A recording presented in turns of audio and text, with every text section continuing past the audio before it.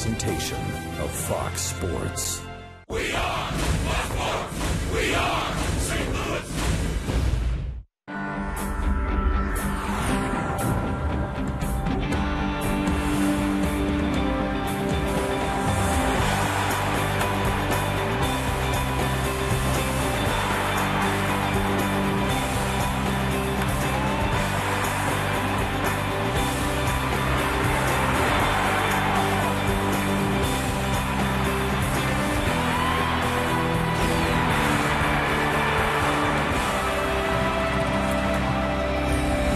Gibson, the manager of the Diamondbacks, and his club continued their road trip tonight. Last night, winners by the score of 4-1. We're at Busch Stadium. It's a Friday night, and a big crowd is here this evening. Diamondbacks and Cardinals. Along with Al Raboski, I'm Dan McLaughlin. Right now, we're seeing the bullpen, Al, starting to settle down just a bit. The bullpen a little shaky early in the season, had a lot of blown saves, but they're really starting to make amends. They're right now in the middle of the pack, and I think they're getting better, and it will get better when Sanchez does return. That's a look at the Cardinals bullpen and their numbers. How about the starters tonight? Ian Kennedy for the Arizona Diamondbacks and right-hander Kyle Lohse for St. Louis. So look at those two when we come back.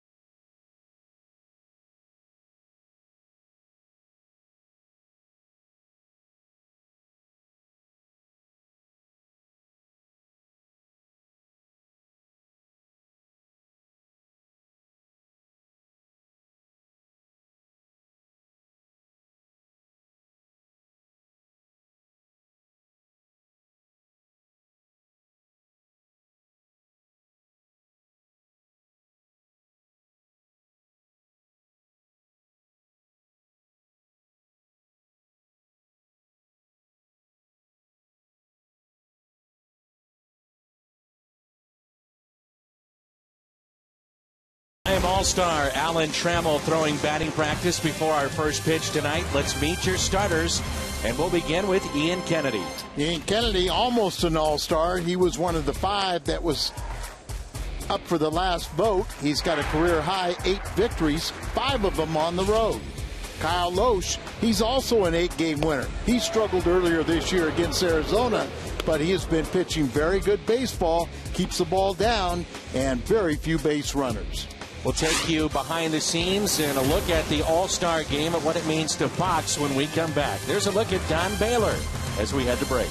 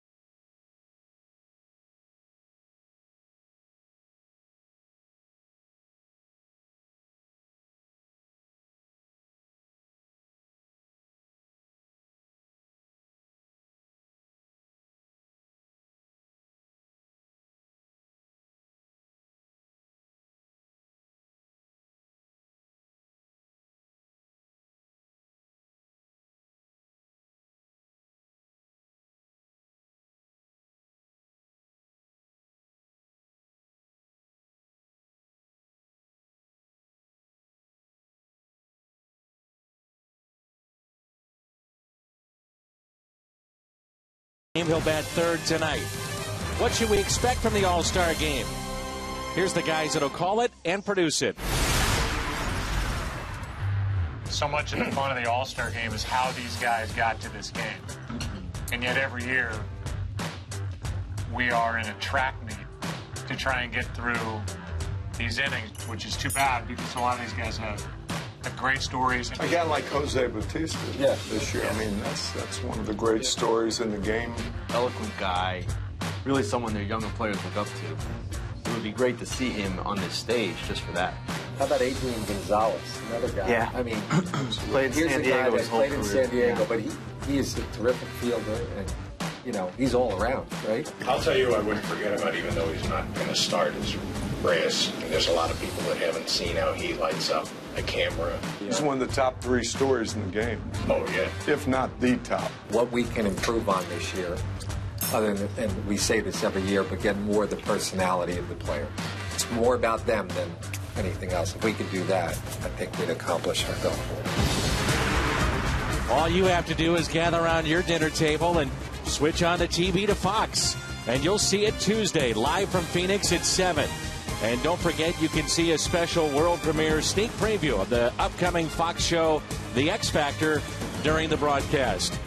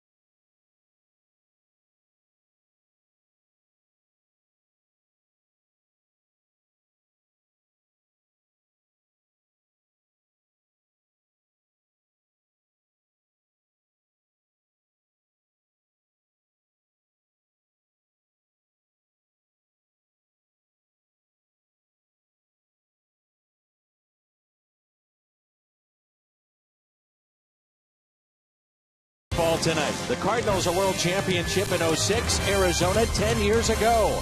Jim Hayes, take us back there.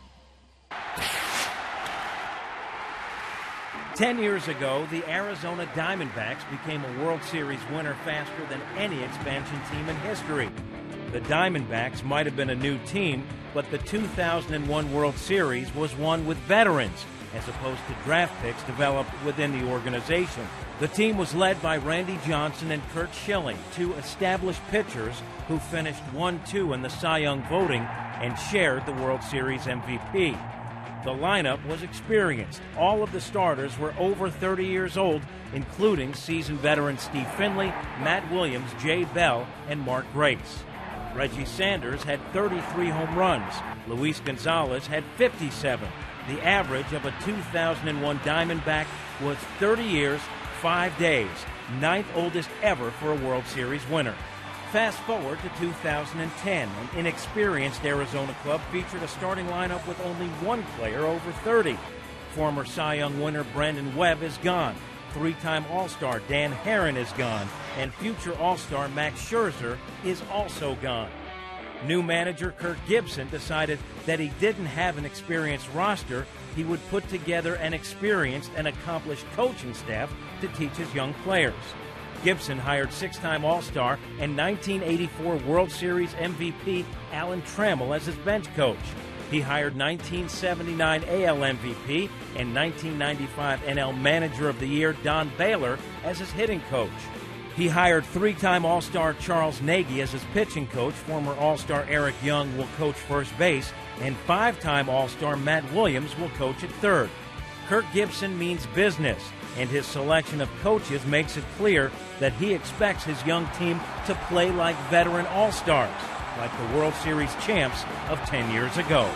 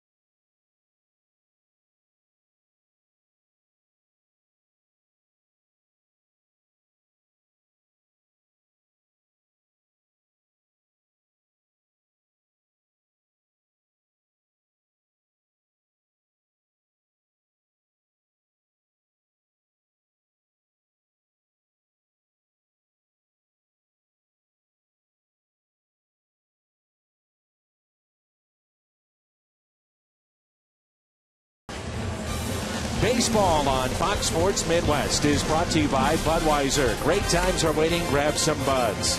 By Chevy. See your Mid-America Chevy dealers. By Southwest Airlines. New Rapid Rewards. Unlimited reward seats and no blackout dates. By Dobbs Tire and Auto Centers. #1 in quality tires and expert auto service. And by Steak and Shake. Life needs flavor. It was a long night at the ballpark last night. Hopefully we won't see that this evening. There's a look at the All-Stars receiving their jerseys. Holiday, Molina, and Berkman for the St. Louis Cardinals. A look at the lineup for Kirk Gibson. And it's presented by Southwest Airlines. Kelly Johnson back in that leadoff spot. He's been struggling. Then Stephen Drew and Justin Upton here in the first. Young, Montero, Burrows, Miranda, Parra, and Ian Kennedy, the pitcher, hitting .094. The scouting report on the right-hander for the Cardinals. Kyle Loesch among the league leaders in ERA. Keep that sinker down, the slider down, keep the ball in the ballpark, and keep them off the bases. Had a little trouble going deeper into ball games, but the one good thing is very few base runners, and they don't score in many innings. He really just kind of has one bad inning, and he needs to go a little deeper. Game time temperature 84 degrees. Not a cloud in the sky. And it was a long night, especially when you lose the game like last night. It was only 2 hours and 27-minute ball game. The ball game. Everything else was long. Minutes, an hour 6 to rain delay to start the game, and then 50 minutes in the 6th inning. So it was a long night. 2 balls and 1 strike on Johnson. That's way outside and high.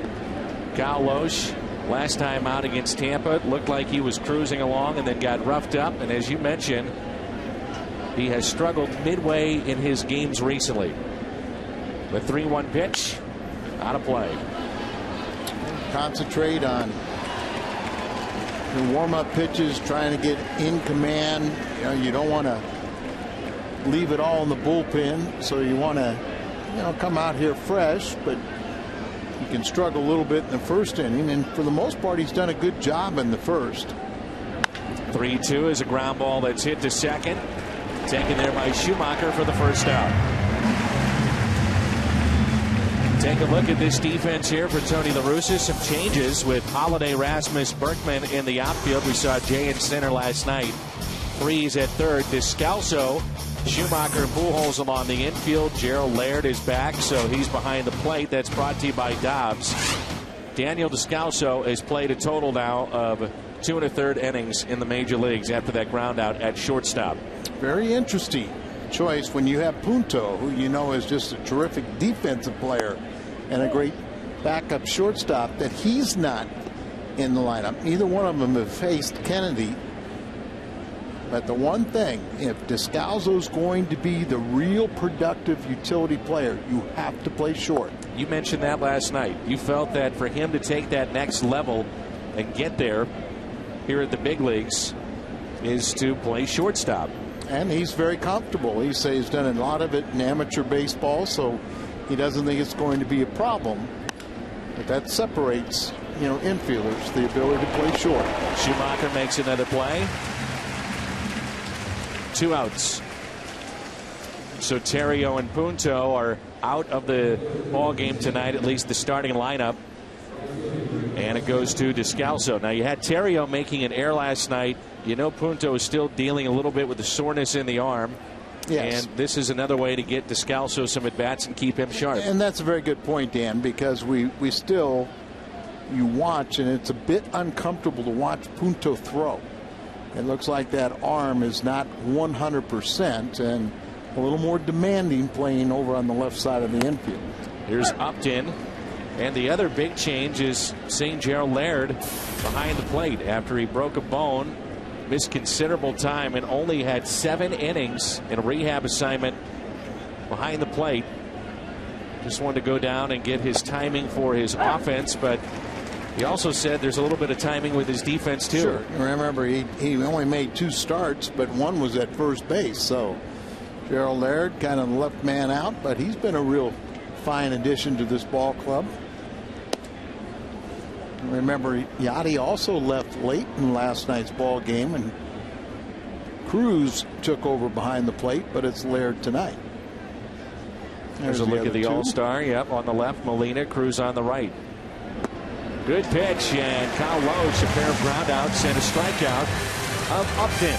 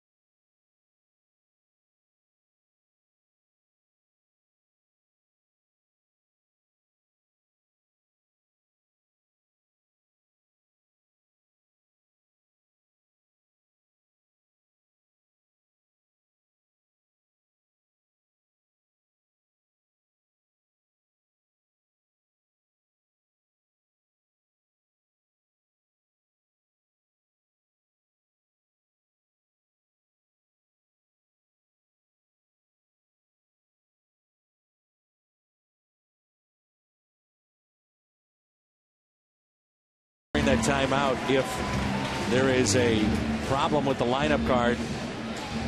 The crew chief is behind the plate tonight, Ed Rapuano. He was called over by Kurt Gibson. Then all the umpires came together. They took a look at the card. Tony La Russa was looking at his inside the Cardinal dugout, then called out by Rapuano. We'll have a better explanation here shortly because we're going to give you the lineup that we have. This is brought to you by Southwest Airlines, Schumacher, Freeze, and Pujols, Holiday, Berkman, Rasmus, Laird, Loesch, and Descalso. So you have the pitcher batting 8th again tonight.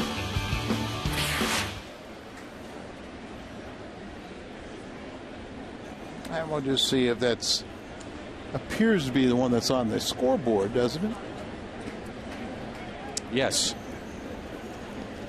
Well, they may have been questioning that Tony inserting the pitcher in the 8th spot again, which he does when he thinks his team's offensively challenged.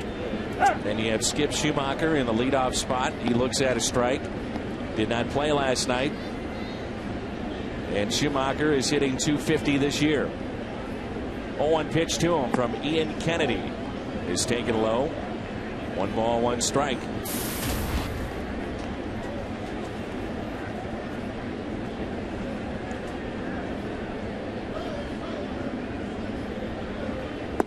Skip had a season high 3 walks on Wednesday night, doubled and scored Tuesday night. And they had a rough outing out in the desert early April against the Cardinals, arguably his worst outing of the season. There's a breaking ball that Skip just got a piece of.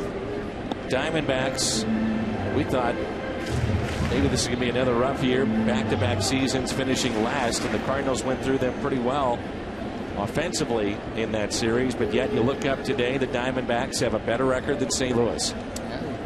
Revamped their bullpen.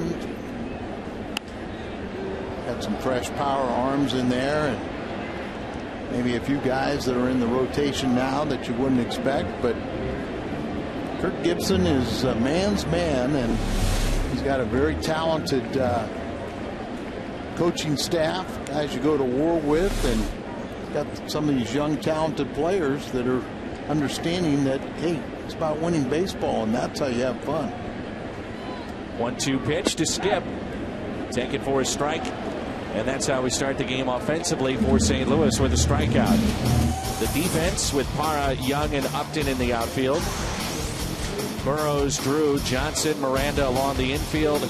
And the battery tonight, Kennedy and Montero. It's brought to you by Dobbs. Right-hander Ian Kennedy.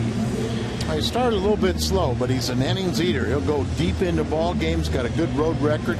8 wins. 5 of those have come on the road. And he was one of the 5 candidates for the last selection in the National League, which I don't know if you heard, but Victorino, who won the balloting, has been replaced. He's got an injury, and so it is Ethier that will represent the National League in the last spot. Apparently A-Rod and Jeter have asked out of the All-Star game, dealing with lingering issues with injuries. This one counts. I mentioned last night, because of the new rule that if you're a starting pitcher that's been selected and you start on Sunday, you're not eligible, and there are 6 potential All-Stars that could lose their berth. They could have as many as 74 different players that could be, taking up those 20 or those 54 spots. You can see in this at bat, Al, they really tried to pound David Freese inside. Well, a lot of times when a guy has a hand injury, you fear that's still a soft spot. And we also know that David likes to drive the ball the opposite field, so it's not a bad idea to pound him inside. Saw all those foul balls last night.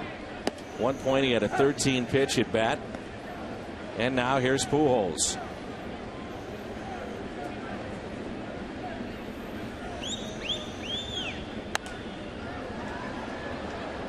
Nothing in 2, the count on Albert. Just underway here in St. Louis.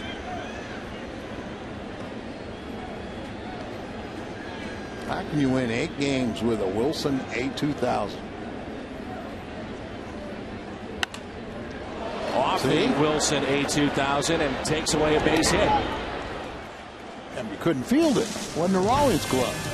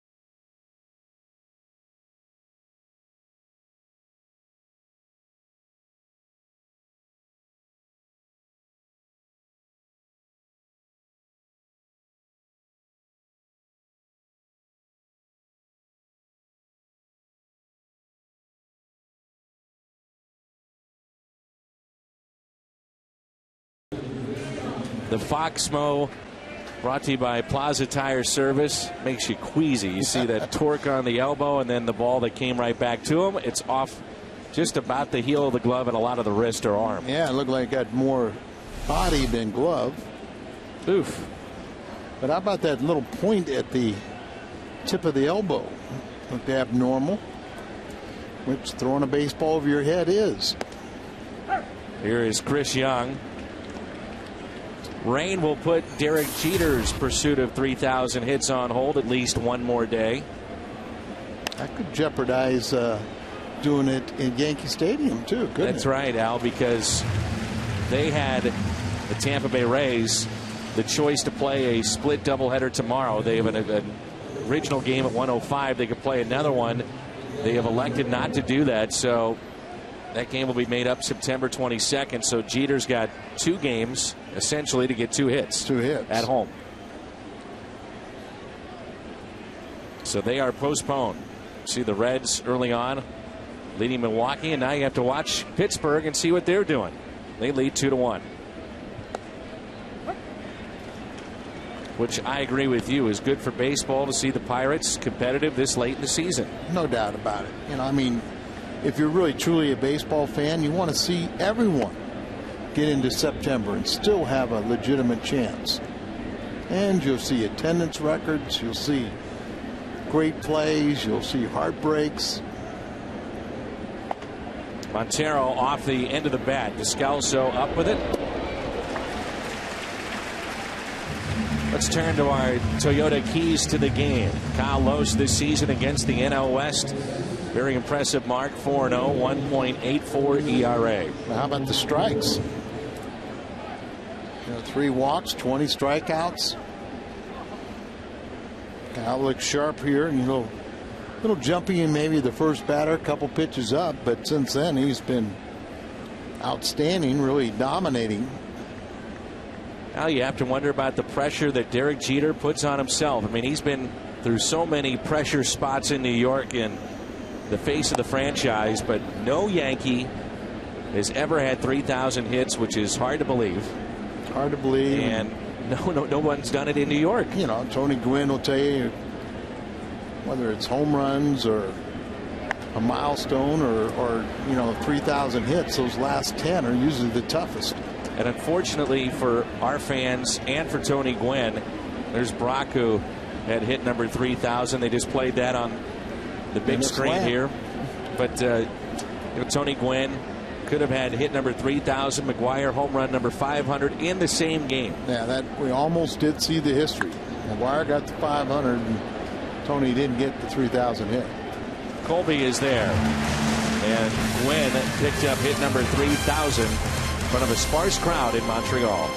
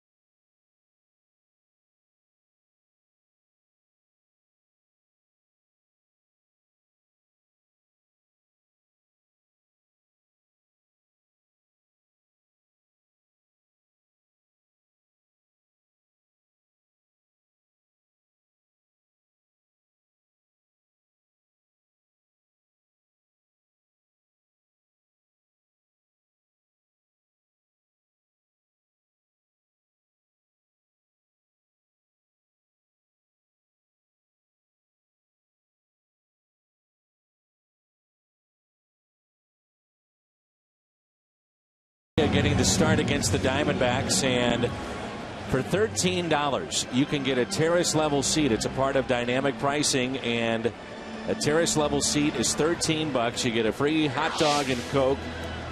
Kids 48 inches and under, by the way, also will get a free ticket to Six Flags. Kids can run the bases after the game, and it's an ice cream sundae. So that's your value possibly for just $13. Not bad this Sunday. And also a nice article about the potential of locking up Jaime for a long-term contract, richly deserved. There's a little chopper to third, and Holiday is retired. Sean Burroughs down at third. See the knockdown pitch Kennedy threw to Holiday?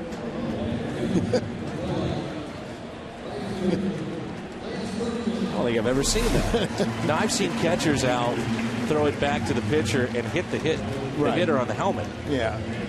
It just, that kind of walked in there a little bit too soon and was obviously harmless and unintentional. Here is Lance Berkman. Tremendous first half. He would certainly be in the conversation for first half MVP of the National League. Not sure he'd win it, but he'd be in the conversation. And Dan, you and I were talking before the game, not just what he's done on the field, but. Uh-oh, there goes another one. Launched into deep right. Track, wall, goodbye. Berkman, number 24.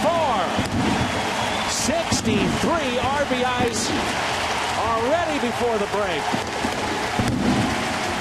As I said, not what he's done on the field, but it's just so much more. His presence in the clubhouse, just his personality. We had tremendous respect for him before he got here, and that reputation has just increased. He's a real class act. He has that ability to unite his teammates with humor. And a lot of time it's self-deprecating. You know, he'll laugh at himself, and then he can make a point, you know, saying something that he wants to be instructional to a teammate. And they'll take it the right way because he's made fun of himself also.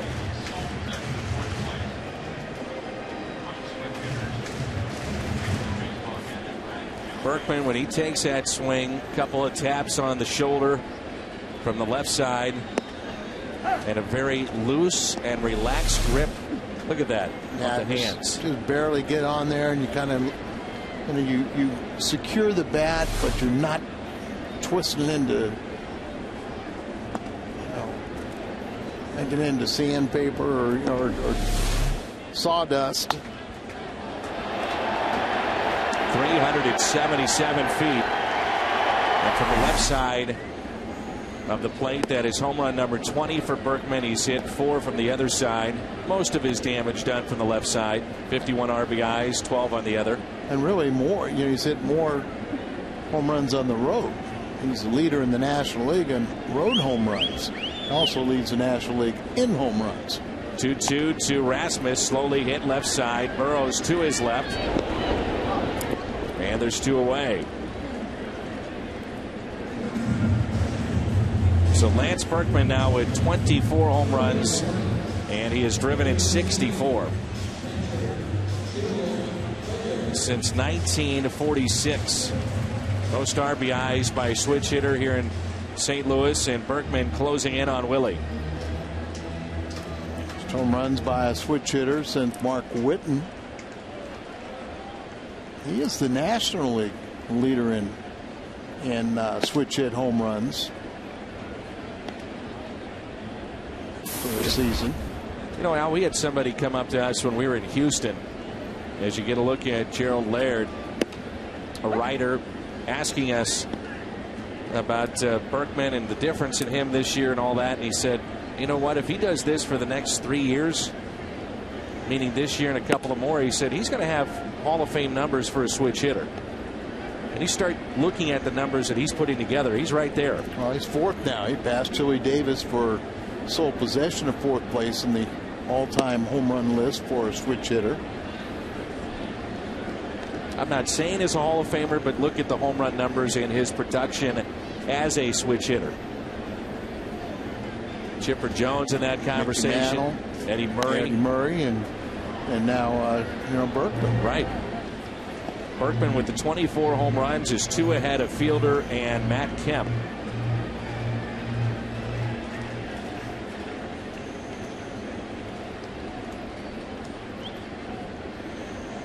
He is 4th in RBIs. Fought off. Little flare into center and a base hit.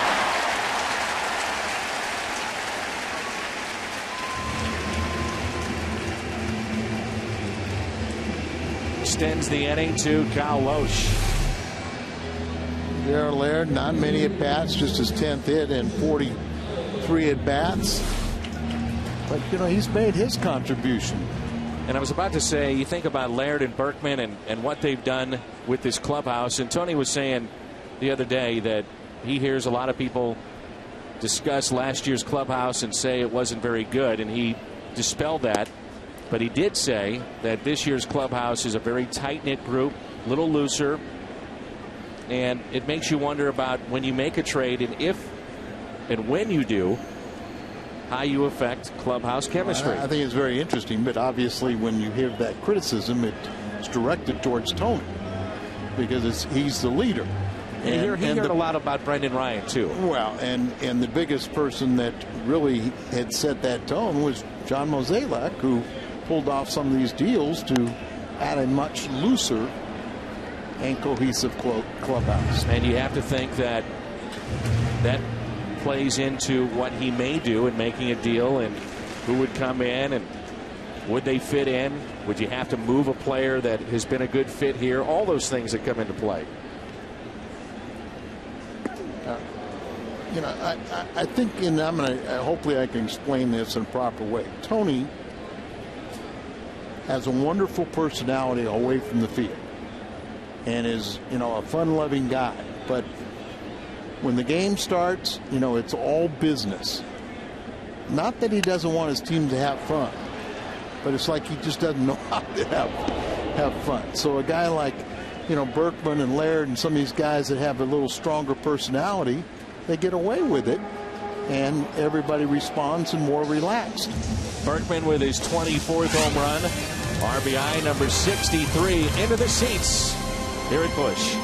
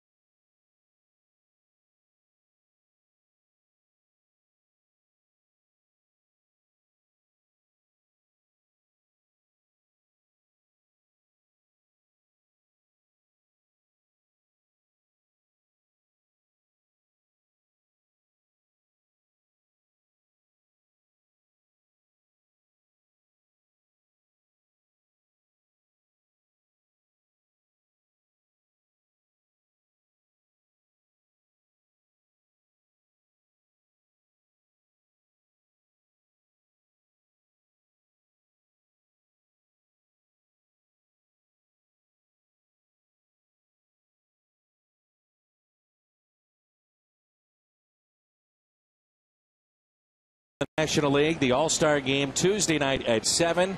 And you don't want to forget to see a special world premiere sneak preview of the upcoming Fox show, The X Factor, during the broadcast. All-Star Game Tuesday, live from Phoenix at 7, only on Fox. That's Simon Cowell's new show, isn't it? The X Factor? Sounds good to me. Come on, you got to be a big Simon Cowell fan. I'm more into, right now, Wiggles. Nice play. Descalso. Star Wars. SpongeBob. Doesn't get much better than SpongeBob. Dino Dan. Oh, all of them. Cars. Much easier play. You see right there that Descalso knows that it's a better angle for him, so he calls off freeze. David will vacate the area, and Daniel makes a nice little play. So he's had a couple chances over at short and has looked flawless. Here is Parra, the left fielder. There's some fans saying, "What are you talking about, Dan?" There are other fans saying, "Yeah, I know what you're talking about." And they're the ones that kids. That's right. That are up at 6 a.m. every day and dealing with young children. 1 ball, 1 strike with 1 out. Loesch looks very sharp here early going of this ball game. Little tapper. Loesch, good athlete, steps and throws and makes the play.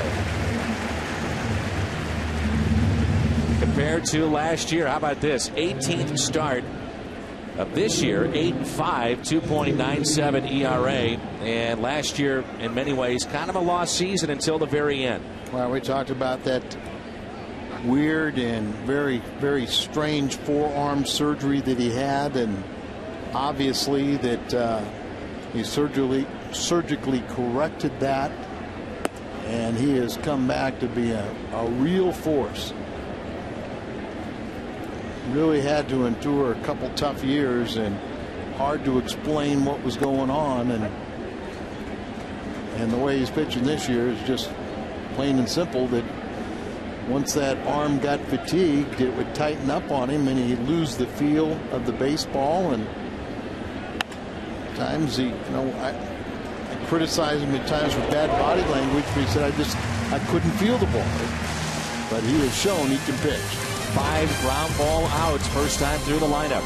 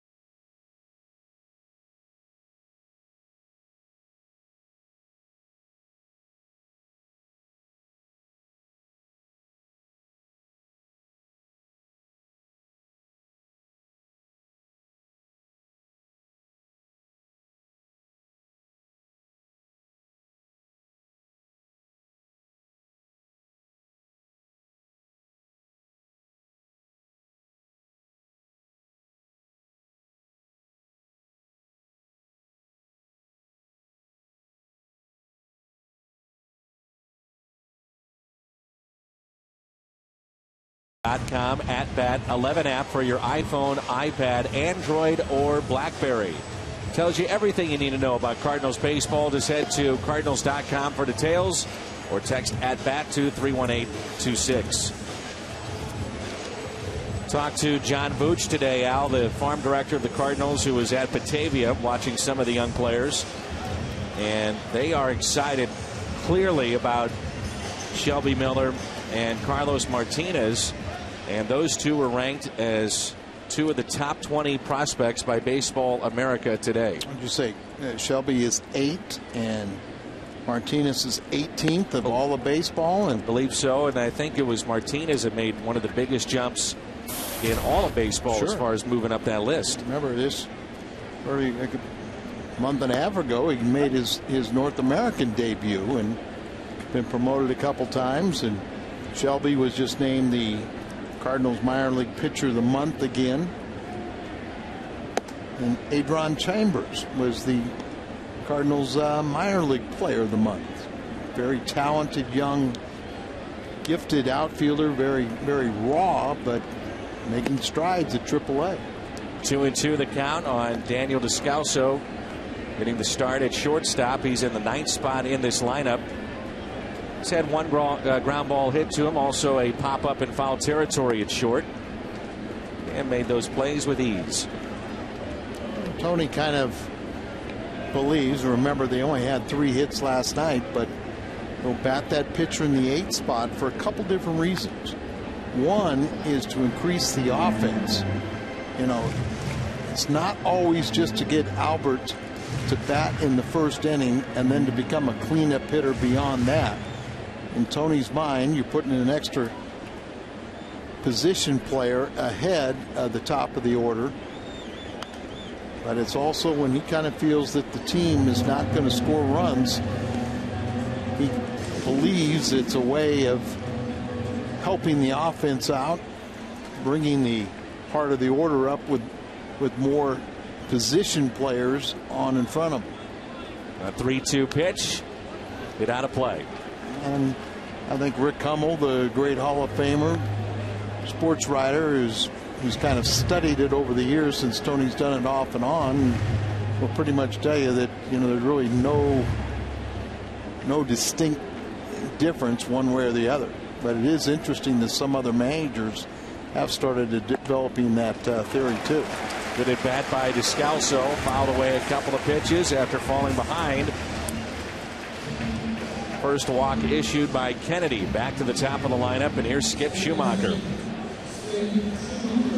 Skip has been busy tonight at second base and really has had a fine year defensively for the Cardinals. He's only made one error, and that was kind of a tough error the other day. Play at the plate. Play at the plate. Yeah, it looked like, you know, a tag play where Molina could have maybe conceded the run and stopped the ball, and then that was a game that Kyle Loesch complicated it because he didn't the play and another run scored.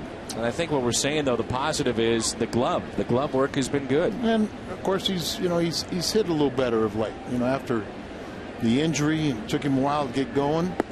So it shouldn't be, but it's only human nature when you feel good about your bat. You know, your defense comes together also. Changeup has been good for Ian Kennedy tonight. Got Schumacher. There's a circle change right there. That's how he starts his grips. You will always, you know, a pitcher, whether it's a circle change, which is an odd grip, or a split finger. That's hit out to deep right center field. That ball is off the base of the wall. Descalso is being. And Schumacher is in with a double. He almost knocked that out of the ballpark. It was a fastball up on the outside portion of the plate, and Schumacher ripped it. Good to see that. And here with the position player batting 8th, gets there and goes up on top of one and jumps on that one. Daniel Descalso thought about going home, but he's safe at third, safe and secure. New York life. Nobody out. Why run into an out?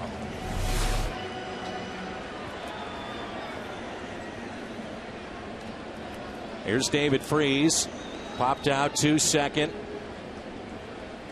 Sitting on 15 RBIs. And again, they are going inside on Freeze, just like they did in the first at bat.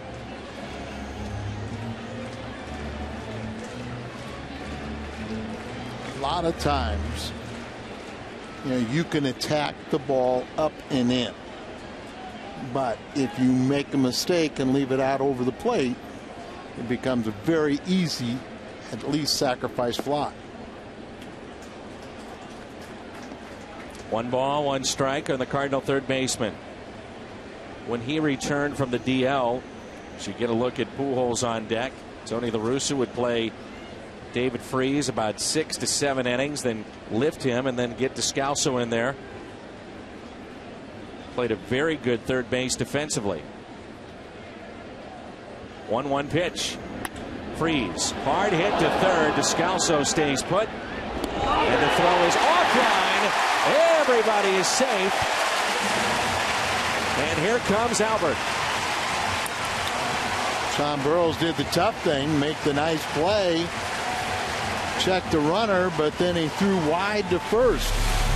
And Freeze running hard, not taking anything granted, a little slider, reaches for it. So there's the tough play. They played good defense, but then instead of staying on top of the ball, kind of got underneath, slung it, and the ball will sail. E5. They have played good defense prior to that play here, the Diamondbacks. This could be a huge at bat in this game right here. Nobody out, bases loaded, only in the third, but it's Pujols up. It's Burrow's first error of the year. He was recalled last week. Pujols hits it out to left center field off the end of the bat. Descalso tags up. The throw will be offline just a bit. RBI for Albert Pujols to make it 2-0. His 47th RBI this year. Talk about a ball up is easy to hit a fly ball.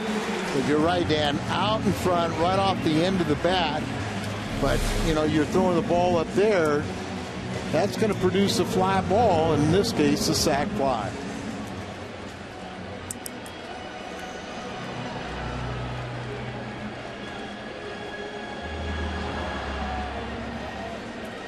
High throw there, but I guess Schumacher felt like he could not advance. So here is Holiday. Great numbers with runners in scoring position this season. Runners at first and second. 2-0 Redbirds. Hey, you're right, Al. Parra did not hit a cutoff man. It went to the plate, but you could see where Montero came out. Yeah, he was ready to throw to third. He was ready to throw, but usually when you see that high a delivery, you go ahead and you take the shot. Now, it was deep enough. You knew that Descalso would score. You don't want to run into an out, but Holiday, left field. That ball is down. Past Parra. A run will score. Freeze on his way to third. He'll stop there. Holiday picks up an RBI to make it 3-0.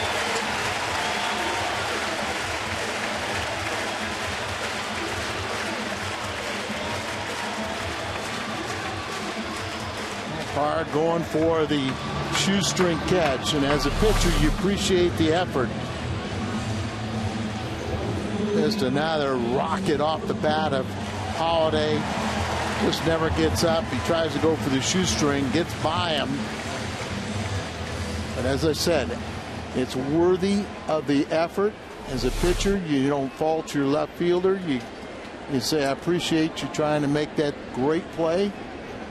Just came up empty.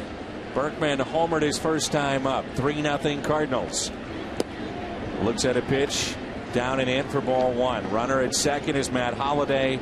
David Freese is at third. Cardinals already out-hit themselves from yesterday's game. 4-3.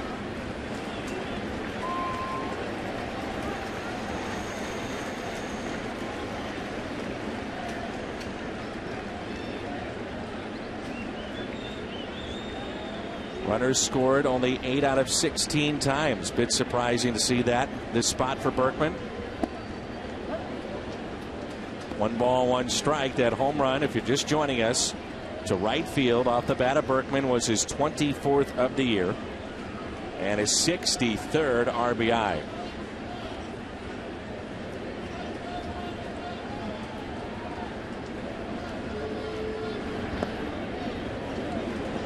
Two and one.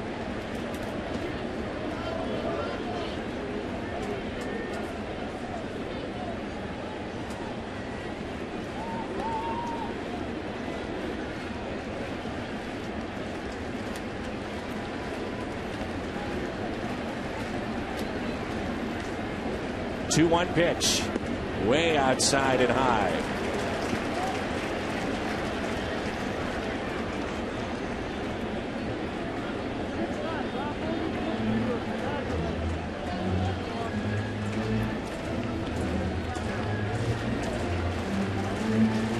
Back in 06, 45 home runs for Lance Berkman, and that year he drove in 136. 46 home runs, right? That was the year that he set the National League record, the 45 National League record for a switch hitter. Cardinal record, I think, is Rip Collins. Here's a 3-1 pitch to Berkman. Take it for a ball. Second walk in the inning. Second walk in the game. Bases loaded for Colby Rasmus.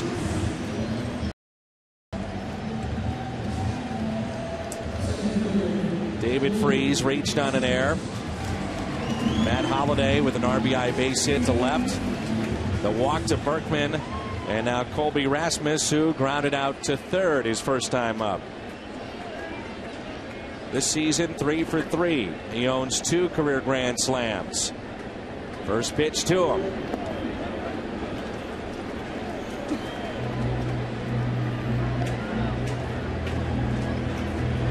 See some of the guys in the bullpen for Arizona just starting to stretch and get loose, just in case we get a big inning here.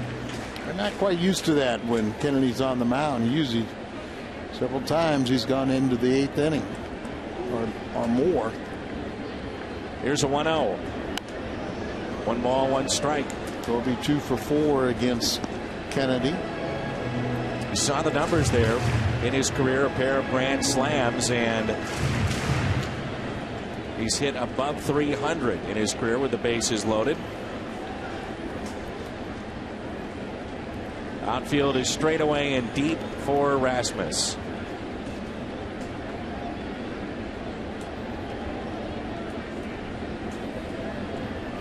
RBIs for Colby in bases loaded situations in his career. 2 slams, couple sac flies, 7 hits, 304 average. John Jay made the start in center last night. The 1-1 pitch. Rasmus a ground ball to first. They'll come to the plate out there on the force, and the bases will be loaded, and a chance for Gerald Laird with 2 outs.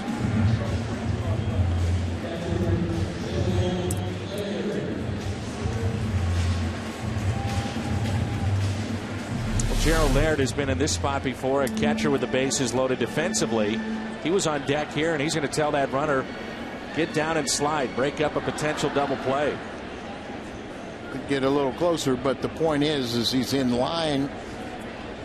The runner coming down for third can see, and he's telling him to hit the dirt.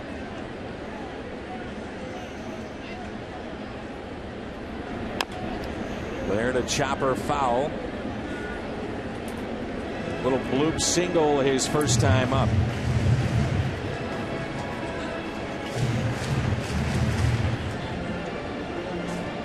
RBIs in this game for the big 3, Pujols, Holliday, and Berkman. Already 59 pitches for Ian Kennedy. 0-1 pitch. 1 ball, 1 strike.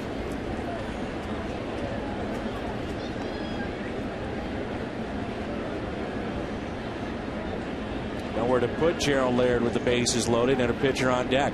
He's 3 for 3 against Kennedy. Laird, a little ground ball too short. Drew flips to second, and the threat is through, but the Cardinals pick up 2 runs. We head to the 4th, and it's 3-0 St. Louis.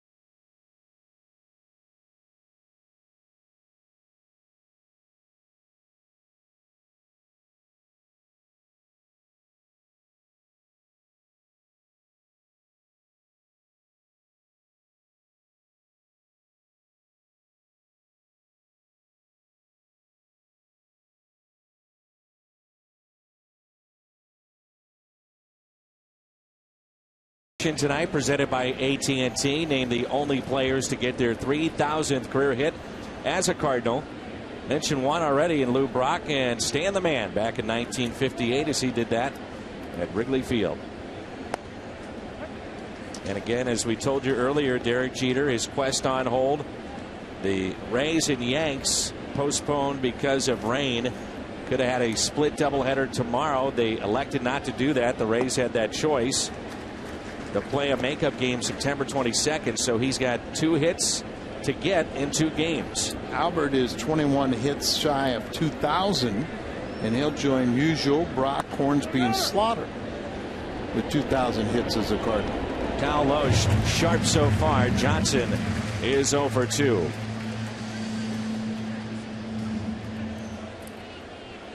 Good to see Kyle do this now, but you just got to keep on putting the pressure on. We've talked about how he's had really fine innings where he'll have 1 inning. Now he's done a real good job of keeping it, a small crooked number.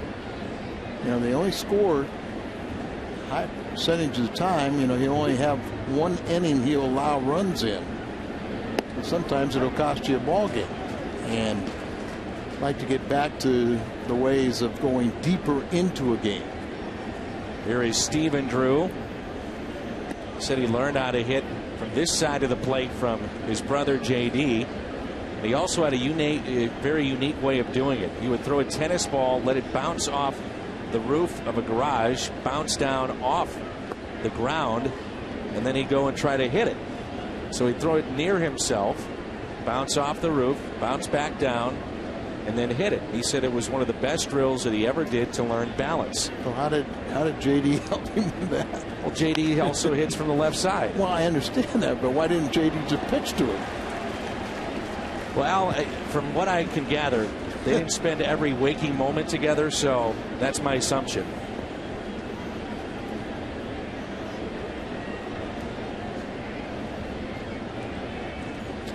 Kendo was helpful in his defense, as we used to see Steven Dirt. It tells you a little difference in the personality. And Steven's nickname Dirt, when he was in high school, he used to come and work out when the Cardinals would be down in Georgia. And he picks up a base hit into right center field. He can run just like JD could as well. In standing up with a double at second base.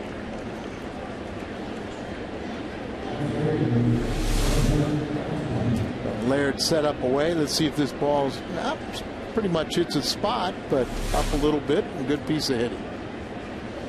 That's been a high bounce off the garage. Oh no, it was JD. Here's Upton. 3-0 St. Louis with the lead. Upton has struck out swinging.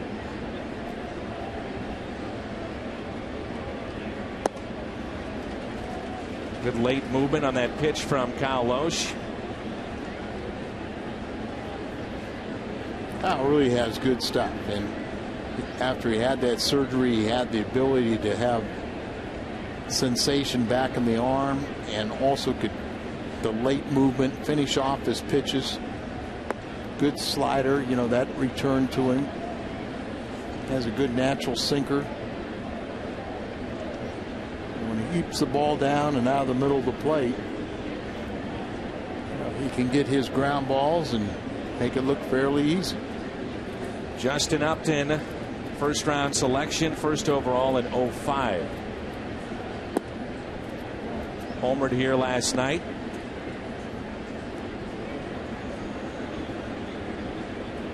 At 26 homers in 2009 last year.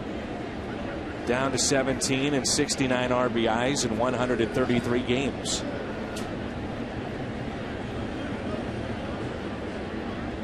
Here's a 2-1 pitch. Paints the outside corner, 2-2. You know, Chris Young hitting behind him was a little more protection this year than what he had last year. And a lot of young players go through that maturing process. They have a good first year and they kind of take it for granted that it's going to always be that way, and you got to work harder the next year. 2-2 the count. Somehow, some way, Baseball America identified Upton when he was 14 years old and said he was the best prospect in the country. And he is a talent. 2-2 pitch. Pitch was up, hit down the left field line, and it is foul.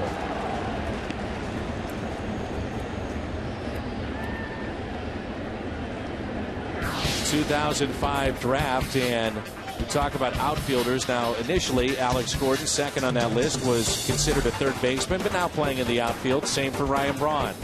Maben, McCutcheon, Bruce, Ellsbury, Rasmus. Great talent of the 2005 Major League Baseball draft. Toughest draft in all of sports is baseball, particularly when you're dealing with high school kids, trying to project them 4 or 5 years down the road. Your other major sports really have college is really their minor league system.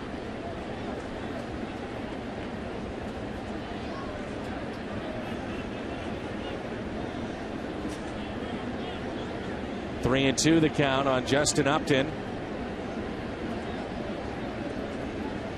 And we've all seen extremely talented players that all of a sudden become content. You know, get a little money in their pocket, become a professional baseball player, and lose that drive to be a major leaguer.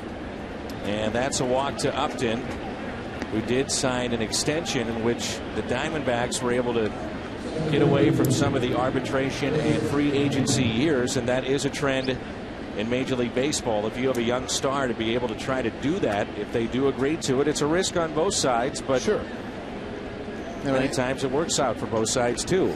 And you know, the first club that did it, and this was a couple decades ago, was Cleveland. But every mistake they made, they were able to unload. And then they got a whole bunch of guys that gave them that security early. 7, 8 years down the road, they were really bargain players, but the player was content because he got a lot of security early. It's unlike other sports. Baseball, you sign a multi-year contract, you get hurt the next year, you're paid for 10 years or whatever the length of that contract. A lot of the other sports would be a series of one-year contracts that you'd have to pass a physical so you could always get out of it. Check swing did not go. 2 balls and no strikes. Ryan Honora, our first base umpire, mentioned that Ed Rapuano is calling the balls and strikes. Alfonso Marquez at second. Ed Hickox is down to third, and this is considered, on voting by the players, one of the better crews in baseball. Dave Duncan, he's saying it's enough to make you want to pull your hair out. No walks. 2-0. Kyle retired 10 in a row, and now next 2 have reached. Get the ball down, get another ground ball, and get out of the inning. But as I said, Kyle's allowed very few base runners. He's one of the best in the league. And he's only allowed runs in 21 out of 119 and 2/3 innings. That's a big part of the reason why he's always given his team a chance to win. Chris Young, an all-star last year, looks at a strike on the outside corner. Freezes him on a 90-mile-an-hour fastball. Good location. Looking for something off speed. And that was following a year in which he hit .212, and by the end of the season was sent down to the minor leagues. This is a guy at one point that had 32 home runs just 2 seasons prior to that.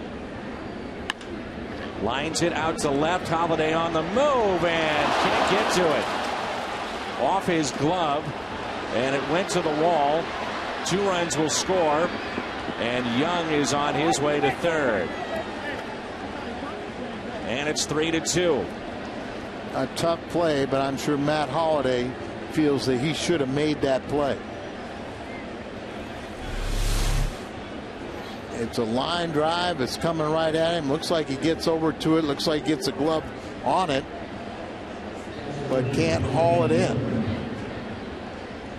Matt has improved as an outfielder, and I'm sure he'll be the first one to tell you that he thought he could have made that play or should have made that play.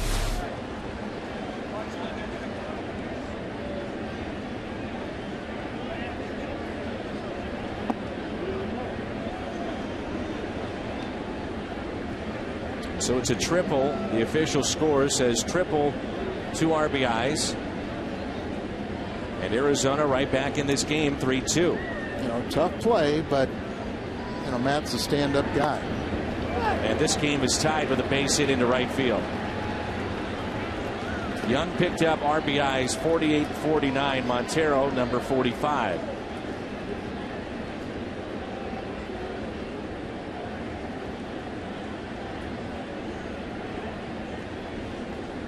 Dave Duncan coming out there, you know, just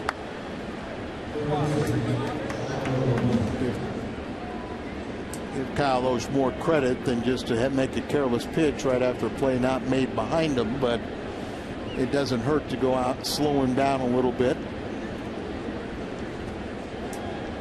23 pitches, 4th inning, 51 total. As you see, the first 3, Loesch was cruising. 10 in a row makes it easy. Now he's allowed 4 straight base runners. And here is Sean Burroughs, whose dad was a fine player, as Al told you earlier.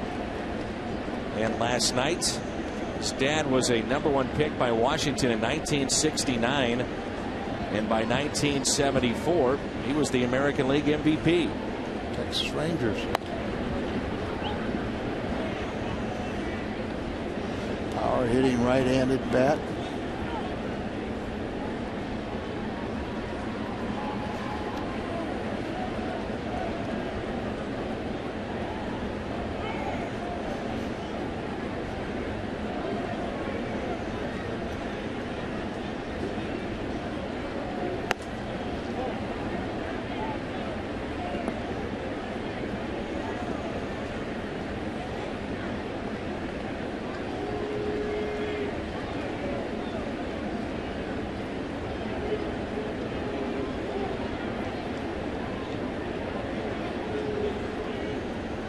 One ball, 1 strike.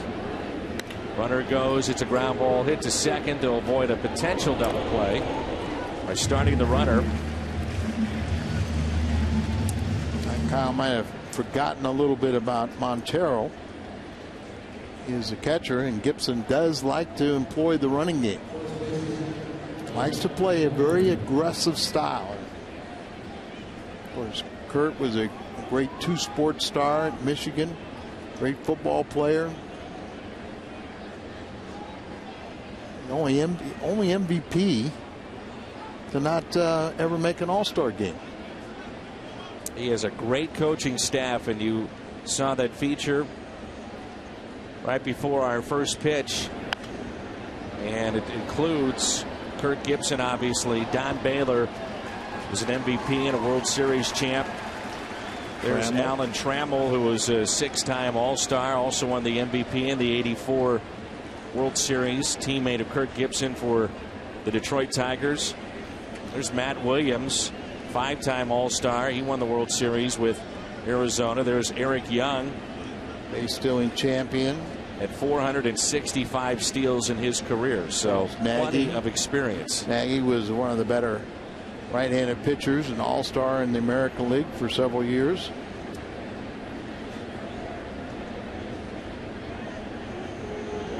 And it used to be that a manager would kind of assemble his coaching staff with his drinking buddies, or almost, you know, somebody that you couldn't find an interim manager to replace you. But now, if you're going to war, you take the best possible team. And a lot of, you know, Trammell and Kurt Gibson were teammates. Respect for these other guys, but these coaches today, boy, they do a lot of work. You just don't pack it in. You're out here early, a lot of work. You're always accessible to the players. Check swing on an 0-2 pitch. Now 1-2 for Juan Miranda. Only hitting .216 at the start of play tonight. 7 home runs, 23 RBIs. Bill and Cecilia Patterson. Their 45th anniversary being celebrated right here at Busch Stadium. Bill and Cecilia Patterson, happy anniversary. 2-2.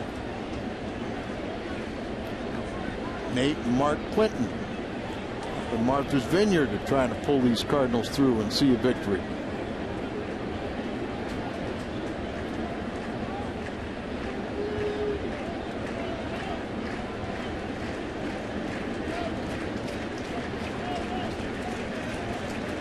The 2-2 pitch from Loesch.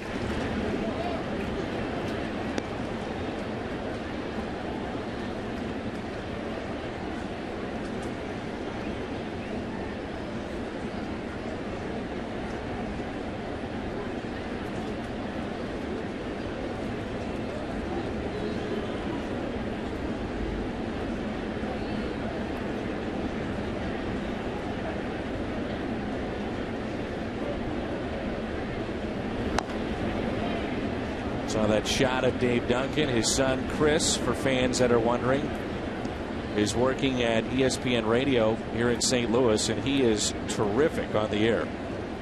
For a guy that didn't say a lot as a player, as an analyst, his son is really good. Personality really coming out. Yeah. Looks great. You know, I know Chris still would love to play, but a lot of clubs have shied away from him with some of his physical problems. Last year, a couple hip injuries. You know, he had that neck surgery a couple years back. And have you heard him on the radio? Just a little bit. He does a great job. I had a great conversation with him one day before a game, and you know, and he was kind of kidding about himself. He goes, here I am, Mr. Defense, and now I'm criticizing guys for their defense. And he goes, you know, so it was hard for me to go look a guy in the eye after some of the things I said, but I said, you're doing your job. 3-2 the count on Miranda. The one thing is he was confronting the guy and, you know, and saying, you know, hey, I said this, anything you want to say to me, and they all understand. But Chris also made a very telling statement, as he said, I took the I took it for granted, all the money I made in baseball, and find it's a little more difficult to go make it in the real world. 3-2 pitch. Backing up Rasmus and makes the catch. Arizona has tied it up with a 3-run top of the 4th here in St. Louis.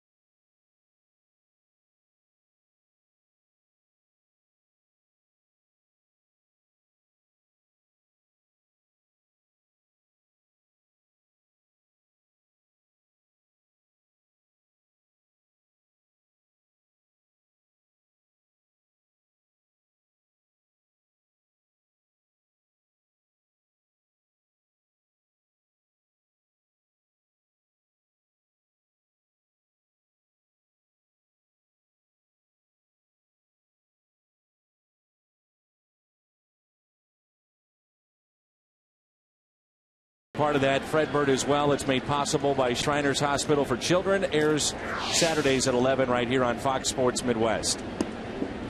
First pitch, a strike to Kyle Loesch.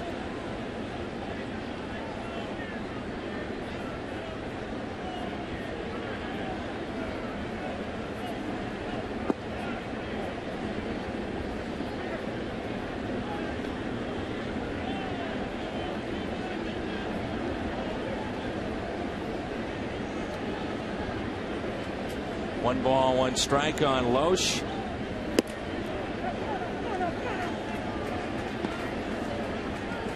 Batting in the 8th spot for Tony La Russa tonight.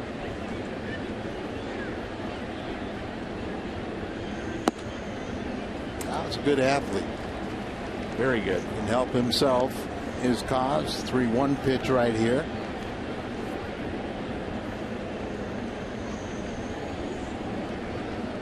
The 3-1 pitch.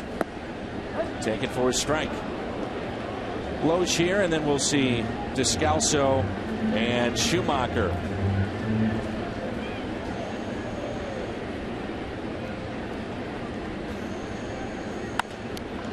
Nice play. Backhanded play from the pitcher. And Kennedy for the first out here in the bottom of the 4th. Behind the count, but was able to execute, release the ball, become a 5th infielder, fields his position, and he's got one out.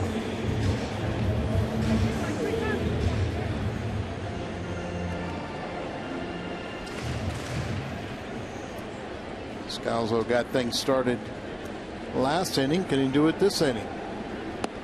And he looks at a strike. Daniel walked and scored his first time up.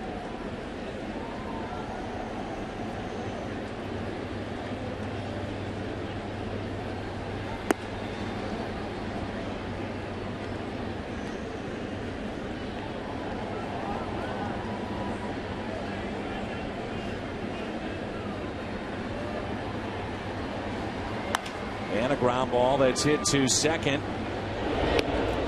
Quickly 2 away.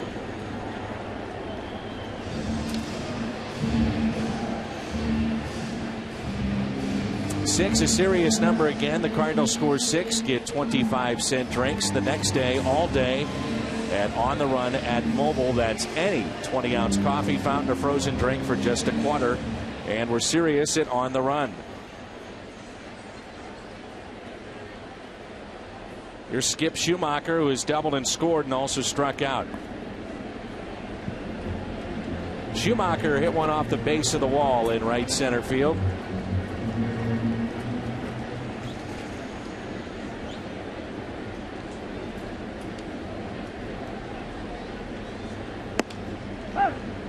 One ball, one strike. Ian Kennedy having a very good year. As Al told you, a chance for the All-Star game to get voted in. That was not the case. He's one of the finalists for that fan vote online. And he had the worst outing of his career against the Cardinals earlier this season. If you take that outing out, he went 3 innings, 9 earned runs. He'd be 8-2 at the start of play tonight with a 2.79 ERA. Yeah, he might have been the difference of making the All-Star. And a few other players that had pretty good numbers. Hudson, will see him tomorrow. You see, he's 9-5. Chris Young and Montero. Fell a little short in the voting. But obviously, it would have been nice to have a few more representatives from the home team. That's line foul. It's turned out to be a great night for baseball. Very hot and humid in St. Louis today, but it's cooled off. And a big crowd here for game number 2. The 3-2 pitch.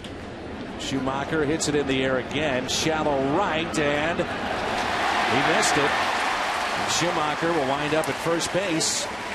It's a base hit as Upton can't come up with it.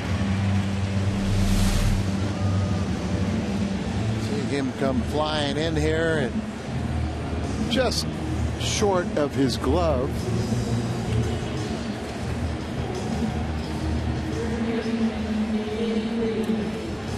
Lucky that he would keep it in the vicinity, that hold it to a single and get by him. Well, shaking the left hand or wrist, glove hand, obviously. Here's David Freese, who has reached on an error and also popped out to second. Takes a ball low.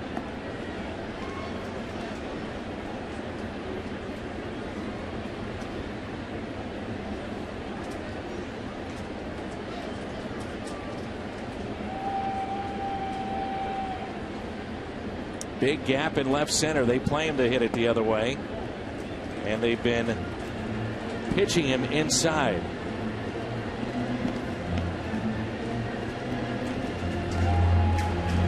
Contrary, as he traditionally likes to drive the ball to the opposite field, but with a hand injury, they're pounding him inside to try and take advantage of that. Looks like if they go away here.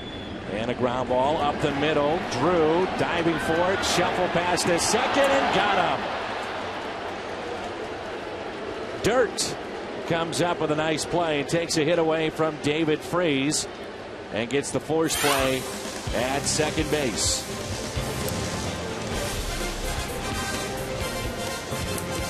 Here in St. Louis, we head to the 5th. 3-3.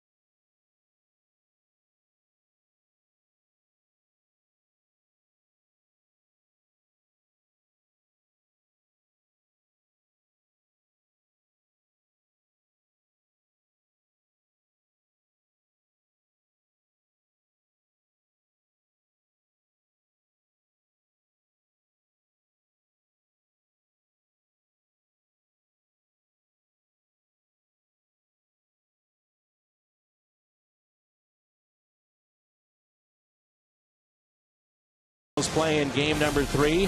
Hudson 9-5 against Chris Carpenter, who is 4-7. Budweiser, what's on tap? Para, Kennedy, then the top of the lineup for the Arizona Diamondbacks. Cal Loesch was cruising in this game. One point, he set down 10 straight, the first 10 that he saw. Then a double, a walk, a triple, a single. And all of a sudden you look up and this game is tied at 3-3. But you can look at see these Diamondbacks. You know, they play good defense. They pitch well. They've kind of got their problems ironed out in the bullpen. And that's a base hit out to left. Leadoff hit for Para. They got a whole ton of left-handed batters, so you better get them out.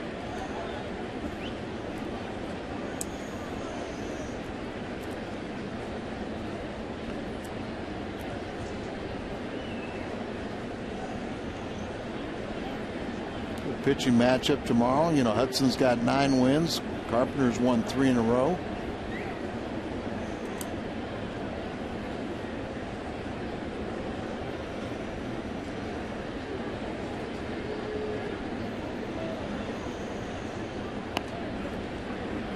Bunting and foul.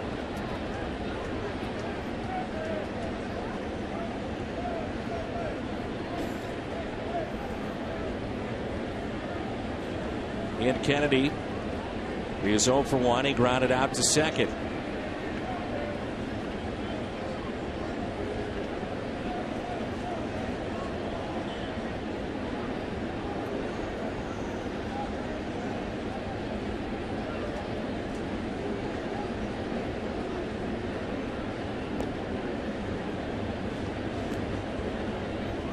Showing bunt, and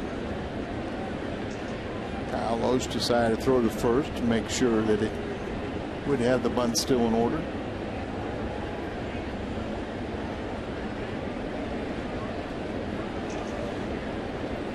Runner is going, and the pitch is bunted foul. 0-2. Young man that works here at the ballpark turned 50 today. Jim Kelly works in the scoreboard room and has done some work for us at Fox Sports Midwest. So happy birthday to Jim Kelly. Turns 50.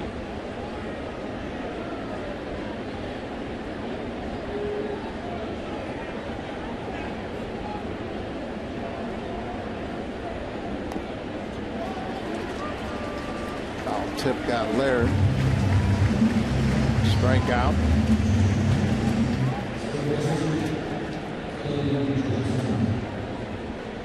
Kelly Johnson will be the hitter. Back to the top of the lineup. Johnson is 0 for 2. He's grounded out to second and also grounded out to first. Will that come back to hurt Kennedy? Not getting the bunt down. Goes in the books as a strikeout, so 2 tonight for Kyle Loesch. Arizona with 4 base hits tonight. The Cardinals about hit them 5-4.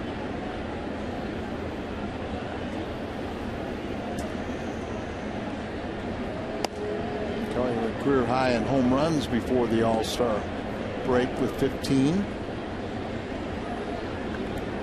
Pretty good little player that the Cardinals have shown interest in over a couple different seasons. He's got the home runs, but one of the reasons why he's moved around in this lineup for Kirk Gibson is because of the average.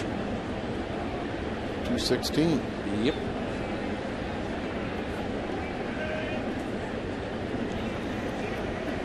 You just don't see the old prototypical leadoff man that you used to have.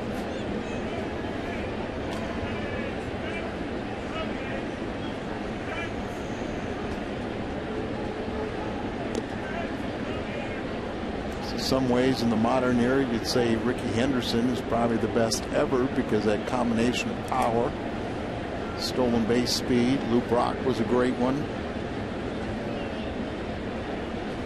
Vince Coleman type, but the running game is something that became a lost art.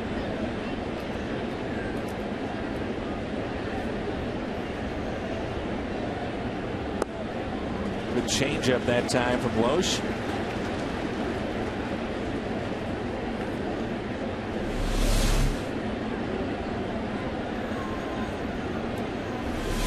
movement, sails it with that arm speed.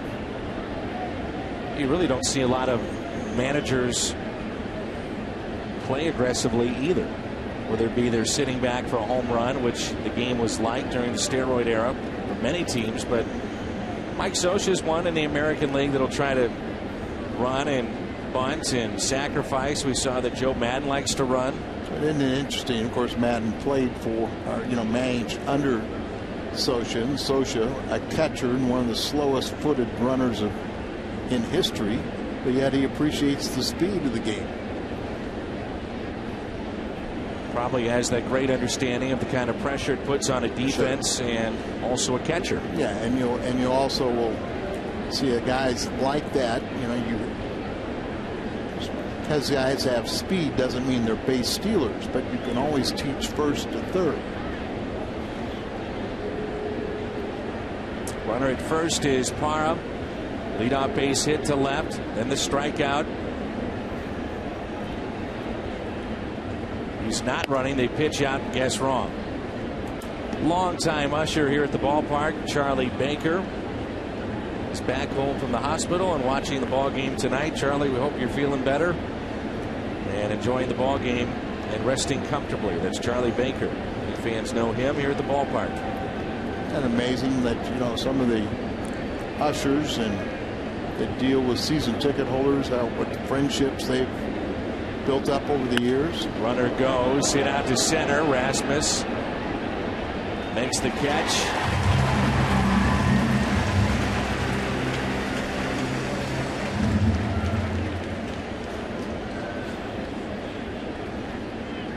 Back to first goes Parra, and there's two down. Here's Stephen Drew. Made a really good play up the middle. Took a hit away from David Freese.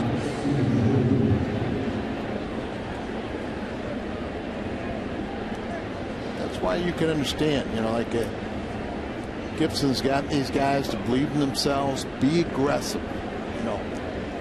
You'll lose more games by being passive, so be on your toes. Don't be afraid to initiate a running game. Play good defense, throw strikes. They're playing above their talent level. I think they're having a lot of fun. You think they're playing above their talent level? Yep.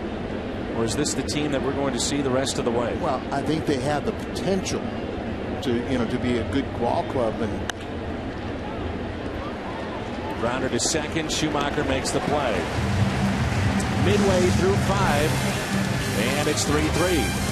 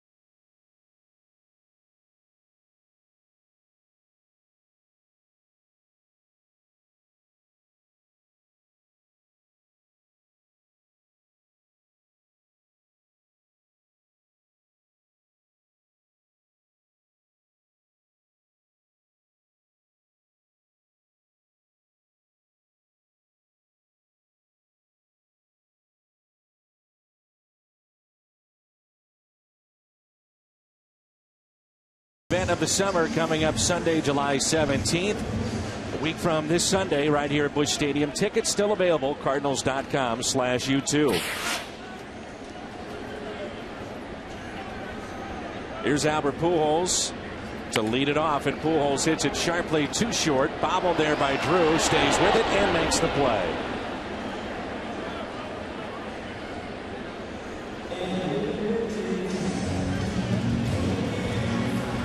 Mention how Stephen Drew used to work out with Jose Oquendo, and then it was off to Florida State. And Stephen Drew was a tireless worker as far as what he did with his glove. We'd see him working with Jose and JD well before the first pitch of any game that JD was a part of here in St. Louis. They'd get to the ballpark about 2 o'clock, and he'd be out there working out for about 2.5 hours. Smart man. That's how you get better. Take advantage of it.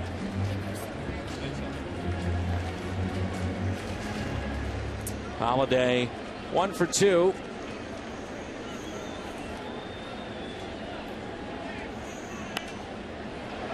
Pops it up.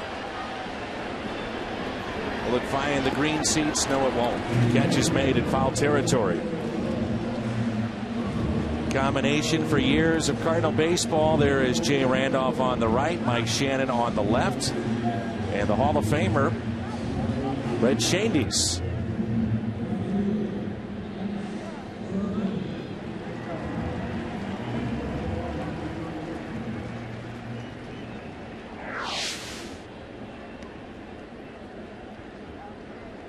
Think those two have some stories, Shannon and Randolph. Called Topper. I got one better than yours.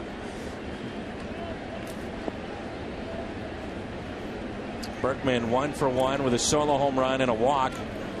Now at 24 this year. Of course, Dan, you and I have some pretty good Shannon stories, but we'd like to stay in the air. Isn't that the truth? And that's all I could say. Isn't that the truth? He's made it a lot of fun for all of us over the years. Yes, he has. Been beneficiary of many of his excursions. Sometimes it starts out as ours, but it ends up his. Any golf game, just be prepared to pay. And you can't win you got to win the last hole, which never happens. Because if you're leading after 18, we got time for more. Card game, same thing. Always fun. Mike Shannon, Jay Randolph on the radio side this weekend.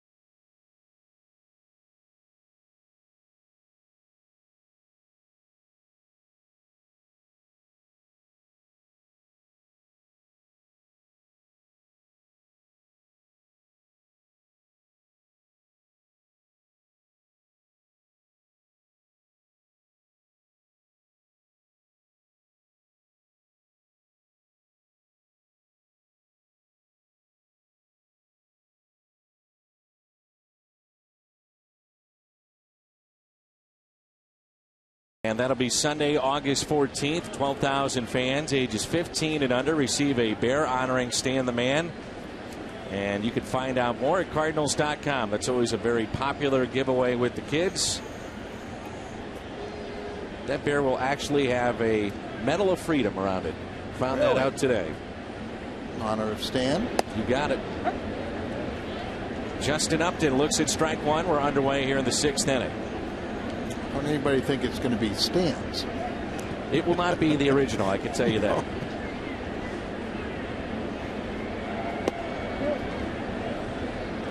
We saw Stan's grandson came by the booth, and he pops in during our homestands a couple times. Each homestand, he gives us an update. Says that Stan is feeling great. He actually comes into Stan the Man Inc. and will sign a bunch of different autograph items, whether it be baseballs or pictures.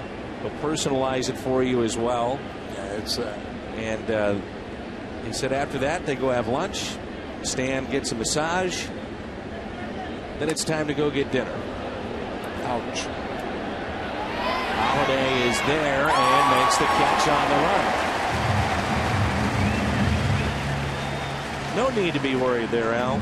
Ouch. No need. Fly ball tracked down here by Matt Holliday on the track. And I'm sure Matty's thinking, why couldn't I have done that on that one earlier? But I'll take Matt Holliday any day. Saw that shot of Red Shandy's. Anytime you think of Stan, you think of Red too. And Red still dresses out before every game. And both you and I were remarking that he was hitting fungos. Great Red Shandy's, inducted into the Hall of Fame in 1989. He was hitting ground balls to the shortstops practicing, and also the third baseman. He whips that ball right back out of the guy that's next to him catching it, and he'll hit it sharply to either short or third. I mean, he looks as sharp as ever. I believe Red is 87. I think his birthday is February 2nd, 88. Stan is 90. But you talk to Red, and just what a class act. I had the honor and privilege of playing for him. But, you know, his key is hanging around young people. Dresses out every day and still has a keen eye and wit for this game. Just loves the game, loves the players. 2-2 pitch. It is amazing. We'll finish a series, and Red will be down in the dugout during BP, and sit down next to him. You ask him, well, who did you like in that series? I like that shortstop. I like the left fielder. Then you look up about a year later, and that shortstop's either an all-star or hitting around 300. Left fielder's still in the game playing well. But these are no-name players that he spots. Well, and a lot of people don't realize that. Fly ball to center off the bat of Young. Red had tuberculosis during his career. You know, the first half of the season, he'd be one of the league leaders in batting average, and then all of a sudden that bug would kind of take over, and he'd have, you know, physically would kind of have to strain to get through the season. Great Hall of Fame player, and when he went to the Milwaukee Braves, he was kind of the missing part. Brought those Matthews and Aarons, those kind of teams, and brought them to World Championship. Came back as a great pinch hitter. Outstanding manager for Cardinals for many, many years, but Red's a man's man. 0-2 on Miguel Montero.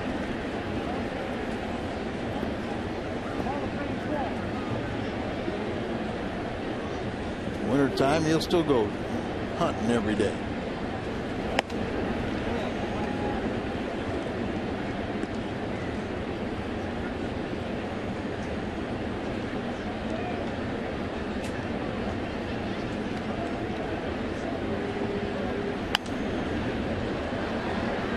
Saw Matt Holliday miss a ball earlier that was a tough catch, and downtown skyline highlighted by the arch. You can see that in the background, and the Foxmo. The catch from left fielder Matt Holliday. Neat focusing the Exmo cam right there to get the downtown skyline and have that ball so prominent. We got a great crew, don't we? Let's put our crew against anybody. You guys know all the nuances of this, not only of the playing field and the shots, but they just have a sense of the players. They know them so well. How about our buddy Tony West? He is at it early and often every game down there. Guys are stretching, and you get some of the neat shots that we bring you night in and night out.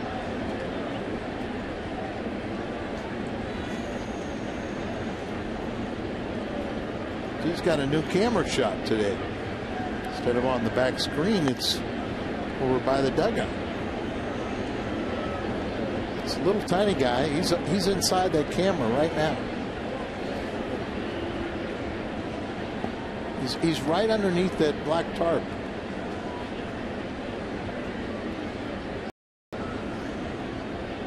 That's why we can't give you his full name. We just have to give initials. Swing and a miss. Strikeout of Montero. 3-3 midway through 6.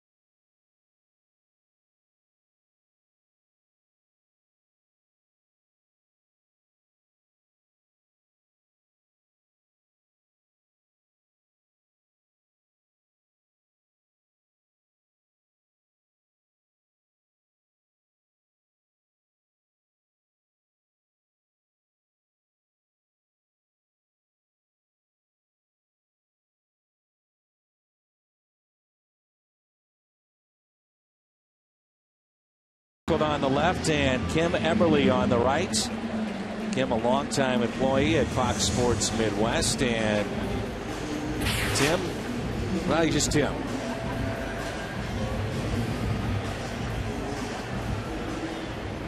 It's kind of the Joe Arndt of television. Remember Joe Arndt? He was walking by the old Busch Stadium 2 and befriended Jack Buck, and all of a sudden, almost 40 years, Joe Arndt would buy a dozen donuts, buy a general admission ticket, and sit in the KMOX booth. Became a great friend to all of us. And then Tim Garcia. This is well hit down the right field line. It's hooking, and it is foul. Tim Garcia just shows up, doesn't buy a ticket, and sits down next to us, and he said he's my personal valet. We found out he's got a job now. Just how foul. Not by much. Colby on the night. It's grounded out. 0 for 2 twice.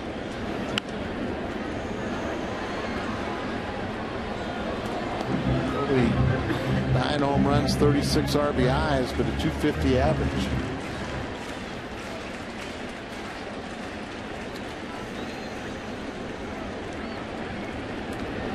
Valdez starting to throw in the Cardinal bullpen.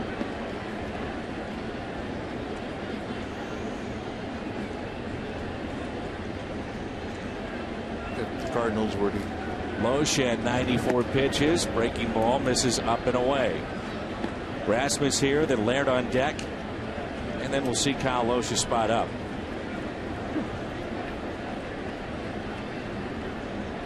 The 2-2. center field. And a liner that is caught by Chris Young. This date in baseball history takes you back to 1987. Brought to you by Schnucks.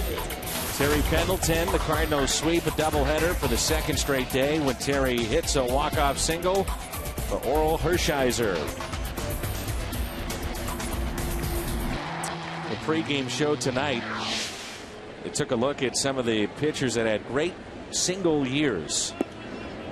Last 20 years, over the last 20 years. One of those was Bob Tewksbury, who's now still in baseball but working for the Boston Red Sox. Sports psychologists.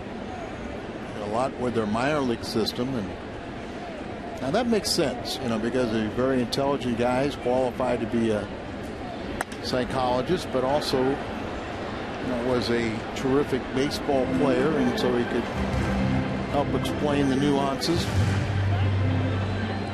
Tom Hankey was on that list. Bob here with the Cardinals. Botfield, who was traded for Jim Edmonds. Jose De Leon. He had some nasty stuff, didn't he? Unbelievable. Remember those two back-to-back games, no-hitter against Randy Johnson, and then they matched up, and I think it might have been a 1 or 2 hitter the next one. Oh, you're thinking Jimenez. Jimenez. Right. Who does it? De Leon. Yeah, De Leon lost 19 games. You're right. 2-2 the count on Gerald Laird. 3-3 game.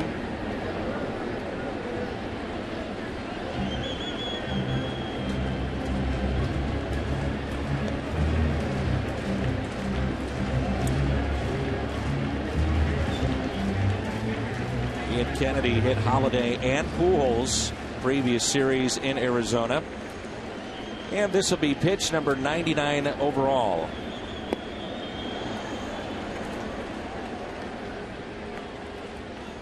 Gone from 16 to the final 2 greatest moments in Major League Baseball All-Star Game history, as voted on by the fans. MLB.com/moments. Vote now for your favorite Midsummer Classic. They'll reveal that Tuesday night, only on Fox. 2 classic moments, but there's one. Ground ball that's hit to short, backhanded by Drew, and Loesch is retired. The Cardinals go quiet. We head to the 7th.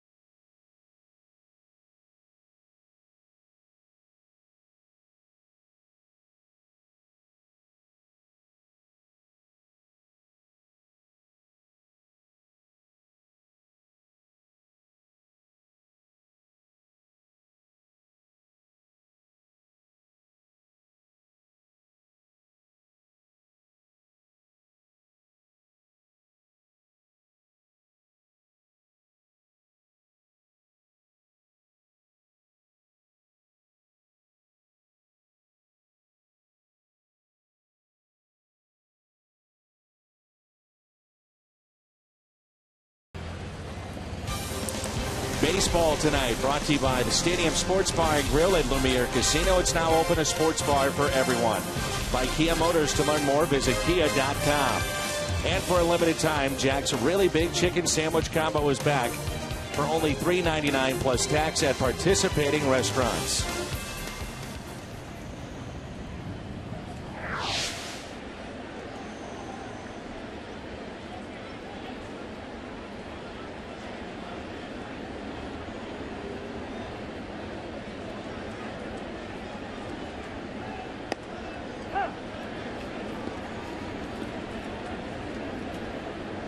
Underway here in the 7th inning. Sean Burrows, then Miranda and Parra for the Diamondbacks. In the air, shallow right center, Colby. One away. Miranda's 0 for 2. He's popped out to short and also flied out to center. Cardinals were going to be in a position of a scoring opportunity to pinch hit for Kyle Lohse, but many times I think a pitcher is thankful that, okay, didn't get that run and I can stay in the game and I can win it myself. That's what you want to think.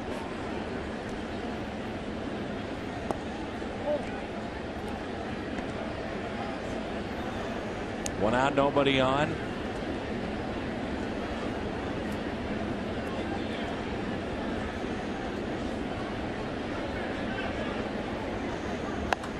That's hammered down the right field line, but pulled foul.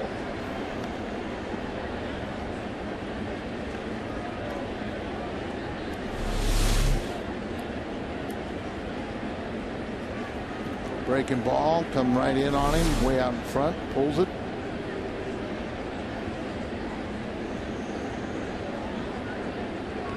One ball, one strike. That's hit out of play. And it hadn't been hit much of late. 200 in the last 10 games, and at home he's hitless in his last 30 at bats. But Gibson knows he's got to get him jump started back in the right direction.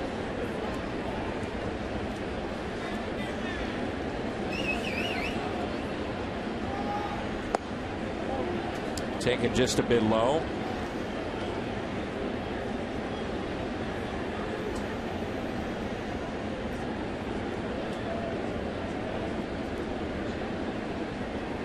They're similar, these two pitchers, both 8-game winners.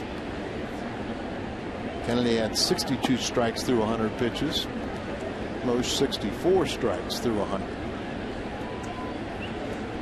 And they're locked in a 3-3 tie. They do have a lefty warming up in case they get a scoring opportunity. It's Patterson. Line drive left center field. That ball gets down for a base hit. Rasmus slipped just a bit, getting throws a strike to second, and Miranda is aboard. So the go ahead run is on here in the top of the 7th.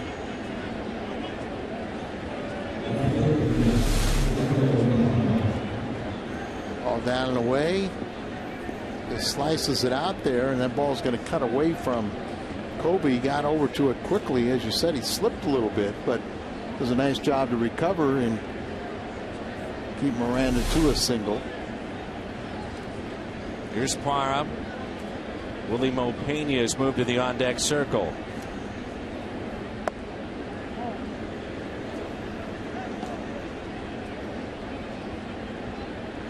Parra tonight, a ground out and a single.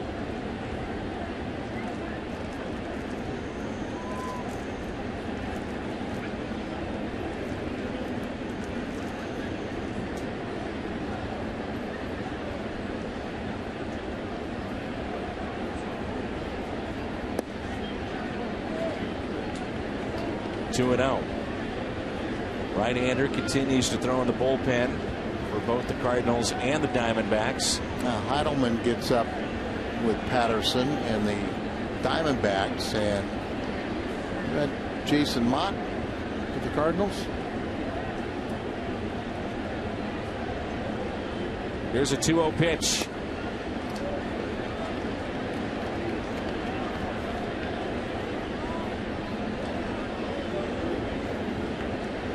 Colorado holds on against Washington 3-2.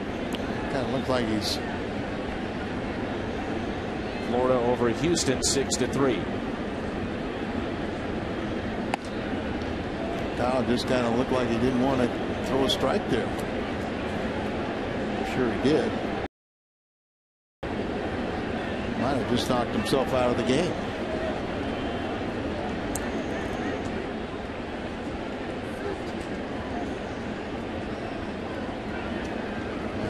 pulled back Pena, and is it Ryan Roberts?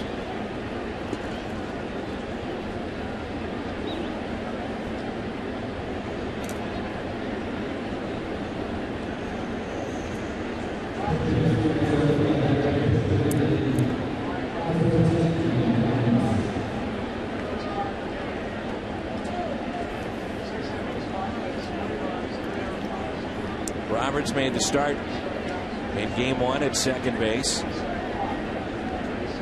.251 average with 10 home runs. He's driven in 34. Runners at first and second. Cardinals will see the bullpen of the Diamondbacks tonight. Pretty safe to say we're going to see both bullpens.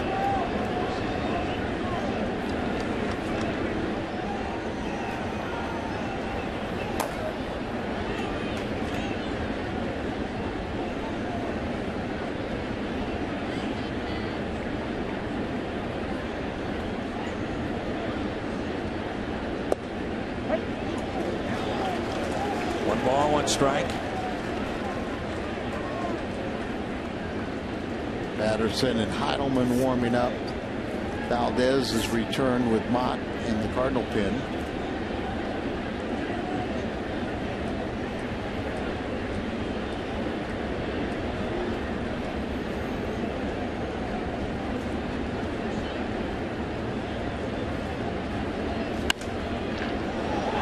Off the glove of Descalso and into left field. They'll hold up the runner at third base. Daniel almost came up with a great play. Had to make sure that that ball wasn't caught, so Roberts is aboard. Bases loaded for Arizona. He didn't miss this by much. No, and with one out, couldn't run into a line drive double play, so he could only advance 90 feet. Put your head down and run blindly, you know, you score, but it wouldn't have been the right play. So Johnson digs in, and here comes Dave Duncan out to visit. Usually when you trot out like that, you're not going to make a pitching change.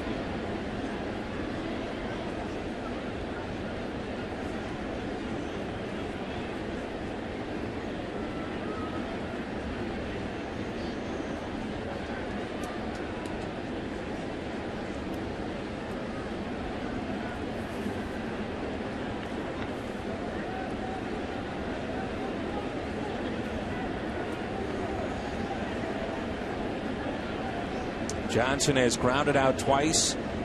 He has flied out to center. 2 for 4 in this spot this year with the bases loaded.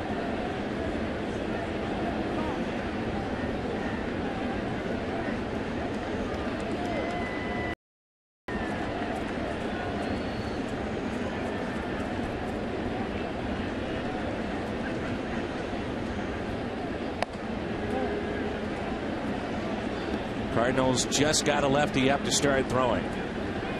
Drew is on deck. Now, those have been up earlier. Remember, he was up in case they pinch hit for Loesch last inning, so he should be ready. But right now, Tony La Russa and Dave Duncan have more confidence in Kyle Loesch facing a left-hander than Valdez throwing against the left-hander, or you got Willie Pena or somebody that you could bring off the bench.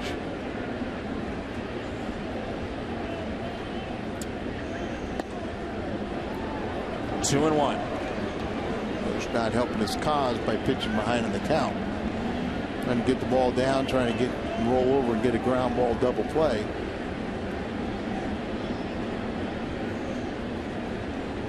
Final line on Kennedy: 6 innings, 6 hits, home run, 2 walks. He struck out 3 and gave up 3 runs. One of the better pitches of the night right there, that changeup to make it 2-2.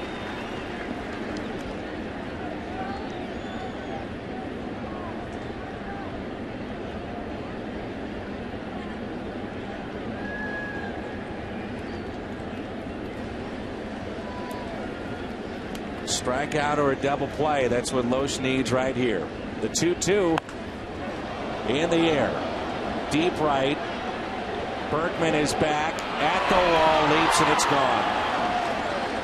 Grand slam, and the Diamondbacks have the lead. It's now 7-3.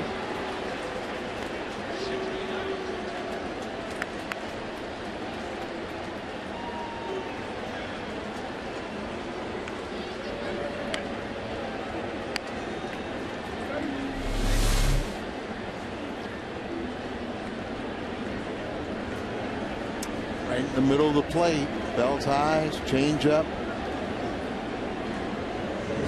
Johnson hits his 16th home run, career high before the All-Star break, and just enough to sneak over 41 RBIs in a 7-3 Diamondbacks lead. It's back-to-back change-ups, and Loesch has had 2 innings where he's had problems tonight. This inning, obviously, with the grand slam, and back in the 4th when he gave up 3. Other than that, very solid. Those are innings that you look at and say he runs into those bumps in the road, and those bumps turn out to be big innings and ones that put you behind. Well, and let's face it, I mean, right now, not a lot of confidence in the lefties in the Cardinal bullpen.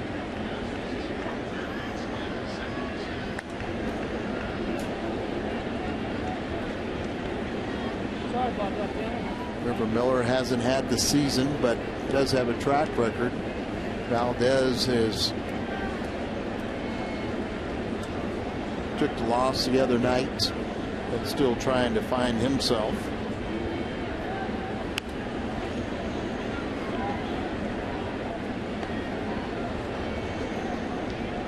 Pitches by inning, 24 here in the 7th. 118 on the night. See the 4th inning when they scored 35, then 24 here. Other than that, very efficient.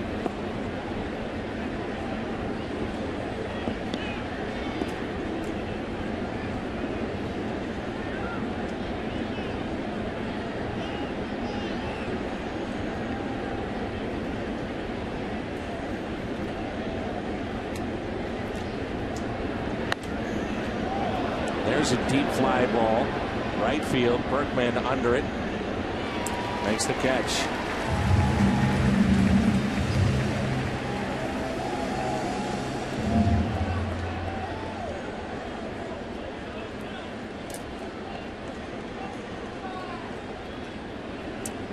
Jason Mott coming in to replace Cal Loesch. Grand slam by Johnson. The difference tonight, it's 7-3.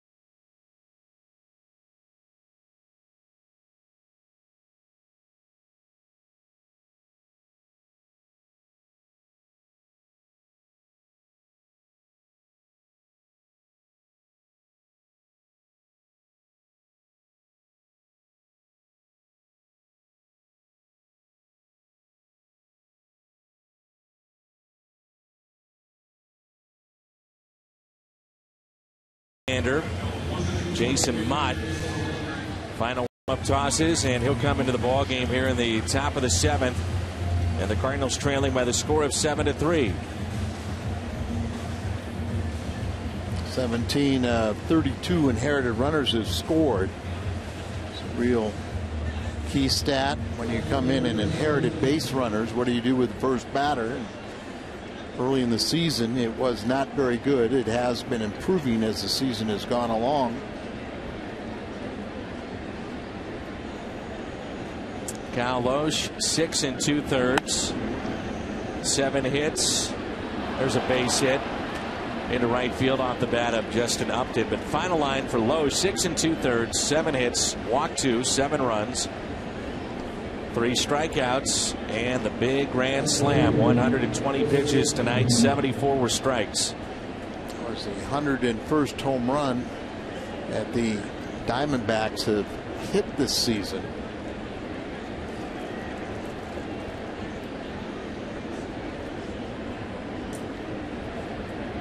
Young has a triple that scored 2 back in the 4th inning. Fly to center and popped out to second. Looks like Mott has developed a little bit of a cutter or slider. Yeah, he's worked on it. It has improved, and he's had Chris Young's number, 0 for 9 with 6 strikeouts. It's an opportunity for Jason to incorporate some of those other pitches a little bit more in this effort. As you well know, Al, it's a game of second guessing, and Tony certainly will be second guessed about leaving Loesch in too long. Where the lefties, Schumacher has to get back to get this. He does, and safe at second. Back in was Upton. Jason Mott had just forgot about the runner Upton at first, and he was stealing on it. Schumacher went to cover, does retrace, gets the ball, can't find the play at first. They have him trapped off at second, but Descalso can't hold on to it, and everyone's safe.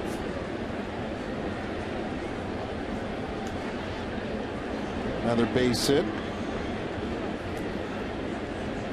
Well, the game, you know, I mean, you talk about second guessing, but I'm just going to say that Tony La Russa had more confidence in Kyle Loesch facing, you know, Kelly Johnson, than bringing in Valdez to either face Kelly Johnson or a right-handed pinch hitter.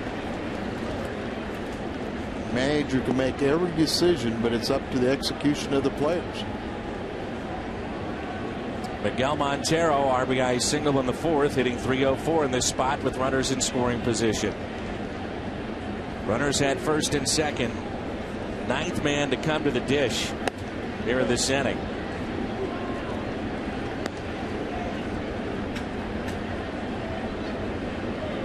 Cubs on top of the Pirates 4-3. That's in the bottom of the 8th. Reds have come back. They are 1 up on Milwaukee 6-5. Batting in the 7th. That's it. Got to worry about your own ball game. 1 ball and 2 strikes.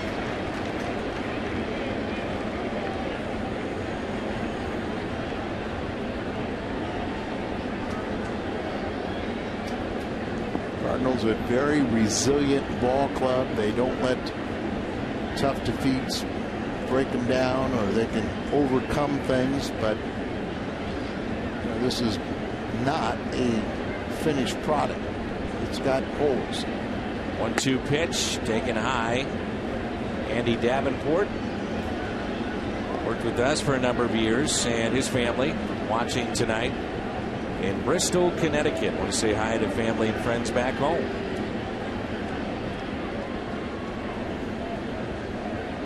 Little Andy's grown up, hasn't he? You said it. I didn't. 2 balls, 2 strikes.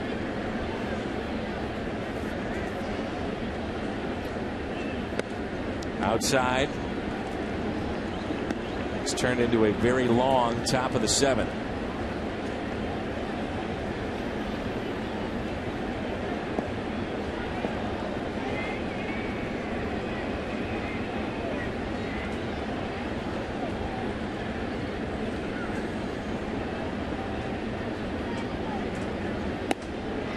And a swing and a miss. Strikeout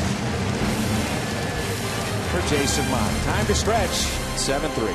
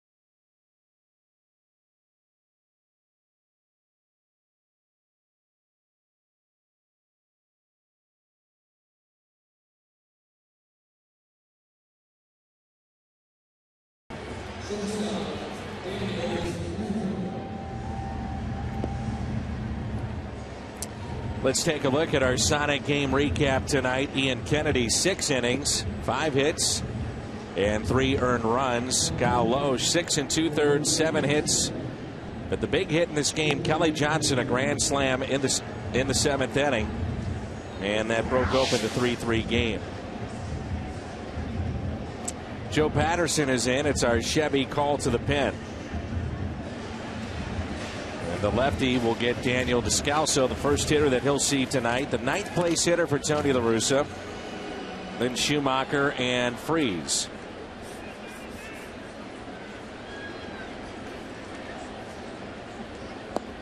And there's a strike at the knees.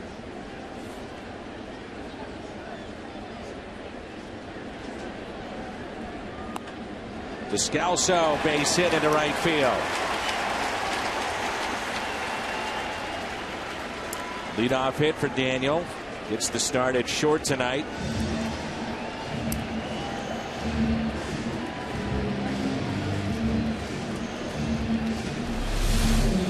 Just never question his effort, do you? Just comes out here and just enjoys playing the ball game. Going to play at the best of his ability. Seems like we can only get him jump started a little earlier in the game because the latter third he kind of comes through. And Patterson has, not by a huge difference, but lefties have hit him better than righties.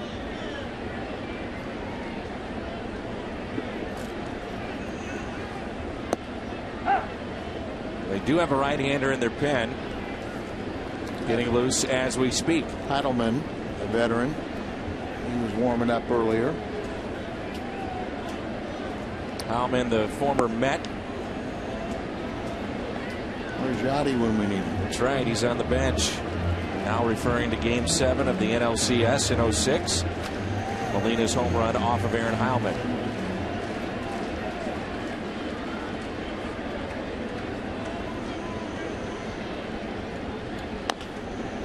Ground ball that's pulled foul.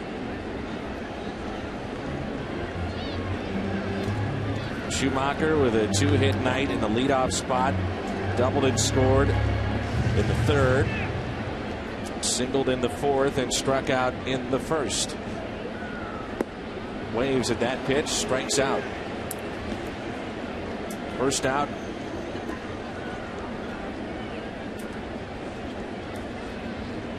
Kirk Gibson, it looks like, will make a pitching change, but the difference, the hitting from the previous series, 31 runs scored by the Cardinals. This series, just 4 here at Busch Stadium.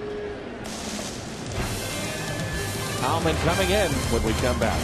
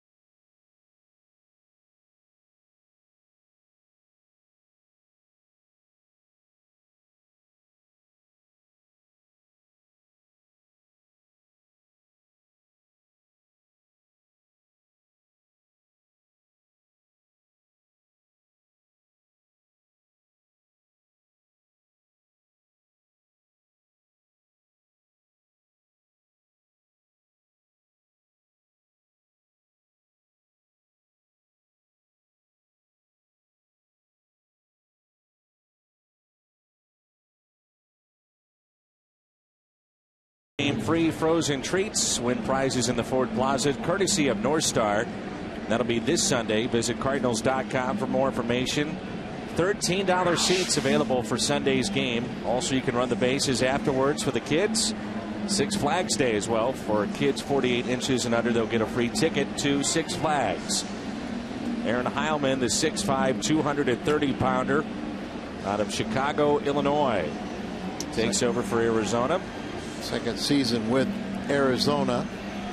Spent a stint on the disabled list, high ERA. Opponents have batted 3. Lefties 327, righties just under 3. And he's held opponents scoreless in 13 of 16 road outings. Signed by Arizona as a free agent. And the first pitch is taken low and outside by David Freese. 1 out and a runner at first base. Heilman was the 18th overall selection back in 2001 by the Mets. 2008 traded to Seattle. That was a huge deal between the two teams. 8 different players involved in that deal. Like he's been around a lot more than 6+ years. From the University of Notre Dame, Aaron Heilman.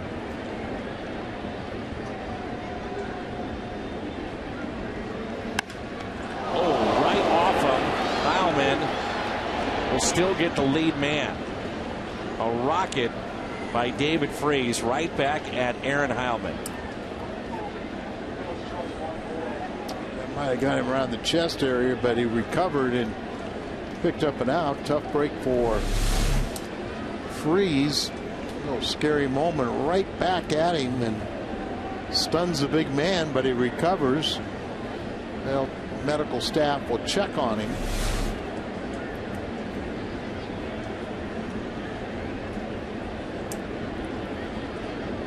Gotta charge those line drives, don't you?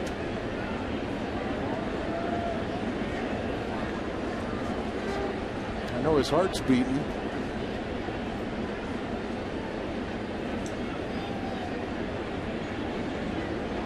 Says he's okay.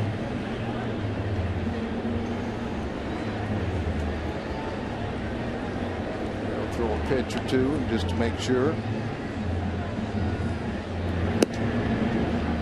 He's okay.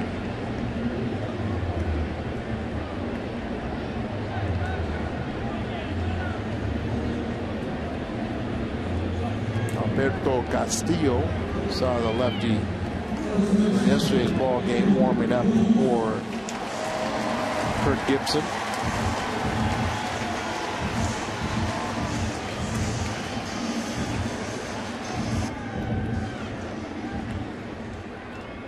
Runner at first, David Freese, and here's Pujols. 0 for 3 tonight. Just seems like he's still trying to get that timing back in. Before you know it, he'll knock one out of the park, and all of a sudden he'll get locked in. He got into a real tear right before he broke the hand. Remember, he was 3 for 3 and hit his 17th home run in that ball game. And now he's back to hitting the ball on the ground. Timing a little off, but to be expected, even though he did miss miraculously only 13 games.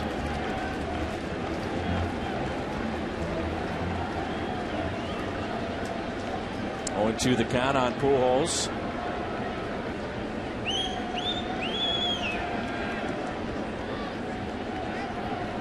It's a change up.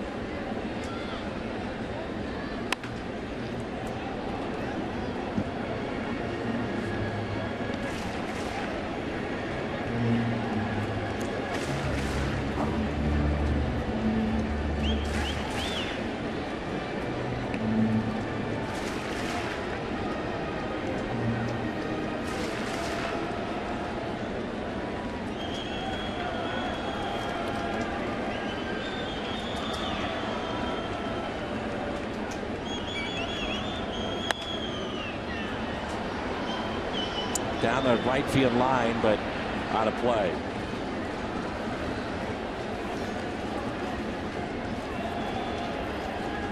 Calvin just such a big, important cog in this offense. You just wonder sometimes just having his presence back if everyone doesn't relax a little too much.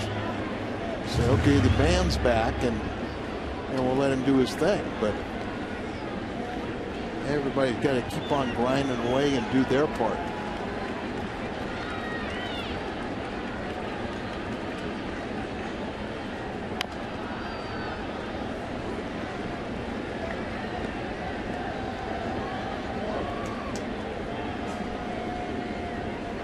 Back knee of Pujols in his stance out. Well, you can just watch his mannerism trying to watch how himself. bent this is. He's trying to talk himself into. Right before the pitch will come, that back knee is bent even more so than we usually see. Right. And he strikes out looking.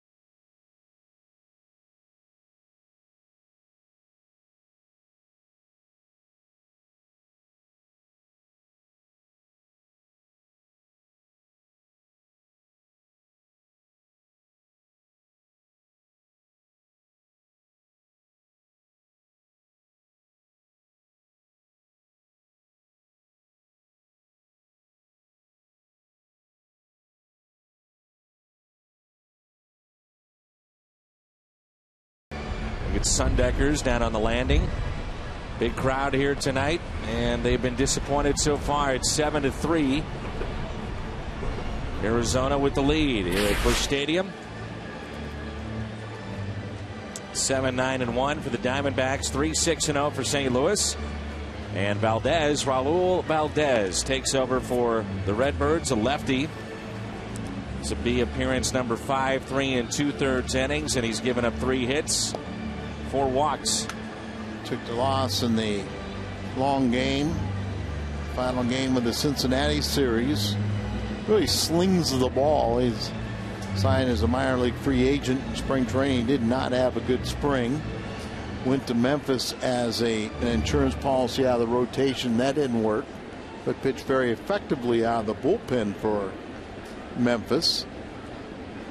And I was talking to Dyer Miller, Cardinal pitching coordinator, and so they tried to change his pitching style, the way he really slings the ball up there, and he said no thanks. But at 33 years of age, kind of hard to change your habits.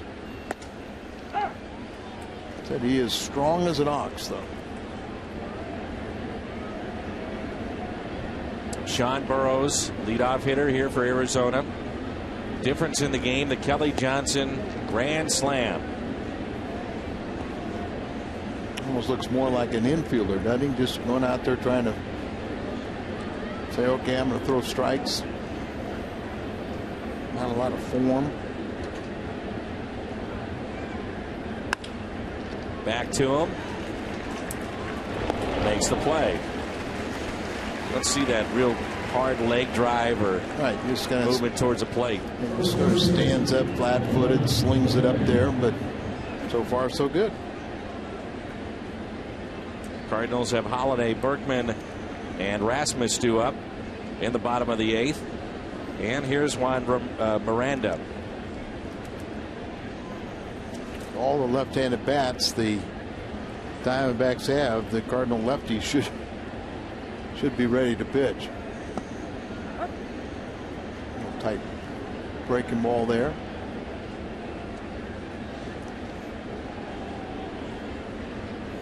Is a Cuban defector, as I mentioned, age 33. Has pitched in the big leagues with the Mets. 38 games last season. No balls and 2 strikes. And a strikeout for Valdez. A good start here to get the first 2.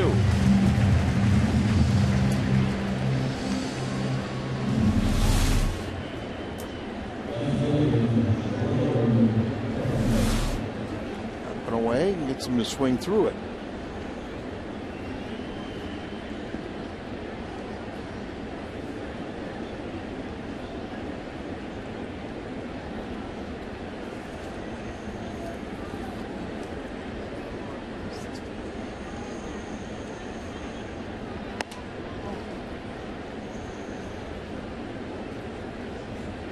Parr tonight with a walk. Run scored in the 7th. He singled. He's also grounded out.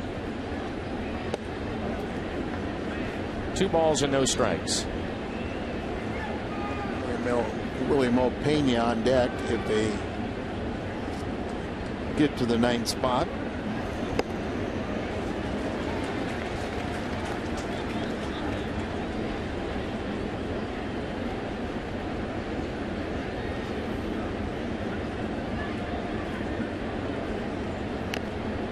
Two and 2. Pirates trying to close out a 7-4 win over Chicago in Pittsburgh. Wonder what kind of crowd they have there. Got a pretty good one tonight.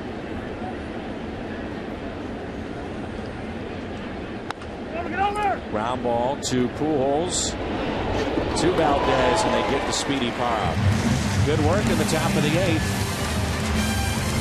It's 7-3.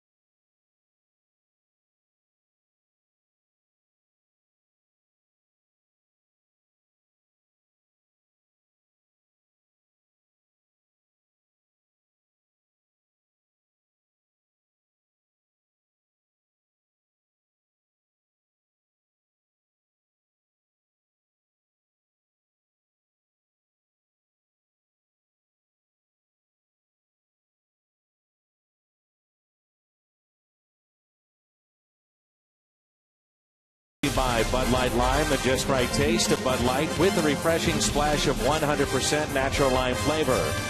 By Bank of America, where ATM deposits are as easy as an infield fly. No deposit slip, no envelope. With Bank of America, member FDIC. And by AT&T.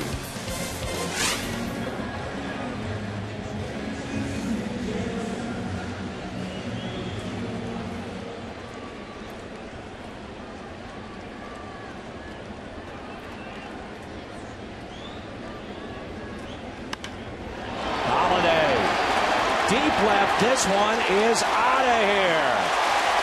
No doubt about that one. 7-4 with a solo home run thanks to Matt Holliday.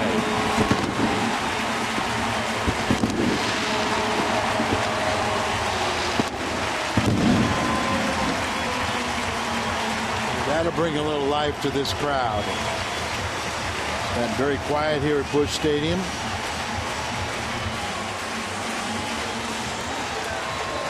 Four times we've gone back to back. Holiday and Berkman did it earlier in the first game of this series. Will they do it again? But Holiday has been on a little bit of home run binge since he's been named to the All-Star game and a participant in the home run derby contest. Lance Berkman 7-4 now. Berkman is homered tonight. Back in the second inning. On the air tomorrow at 5:30. Berkman had 4 home runs, 10 RBIs in that 3-game series in the desert early April. Cardinals hit 370 in that series against the Diamondbacks. 413 feet distance of the home run from Matt Holliday.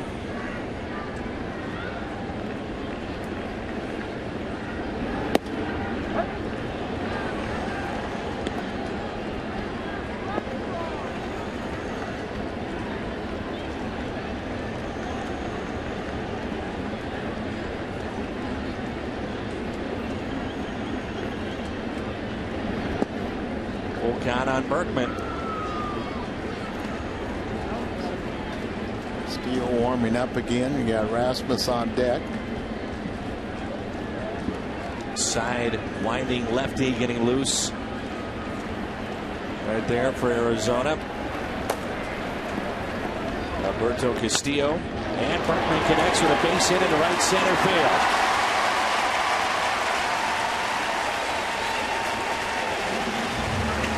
Second hit, third time on base for Berkman.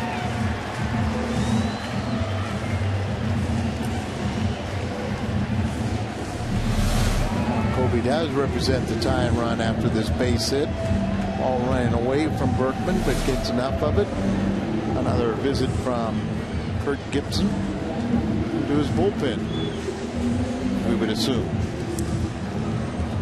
So he's called in the lefty. Castillo will come in. Cardinals trail 7-4, but they got something going right here in the bottom of the 8th.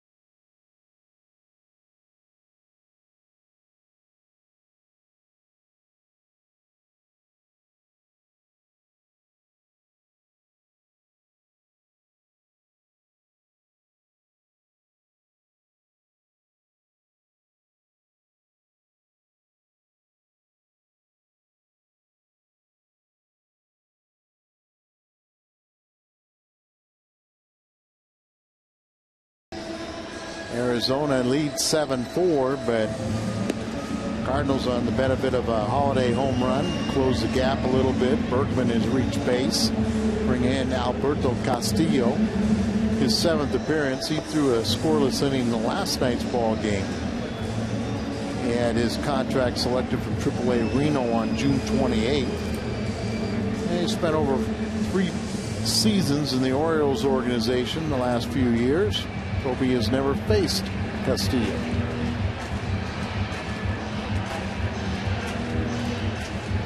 Matt Holliday moments ago with a solo home run to make it 7-4. Gerald Laird is at the on-deck circle.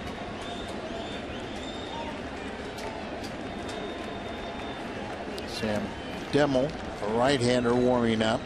So could be a one-batter appearance for Castillo. And it looks like the old typical left-hander really drops down.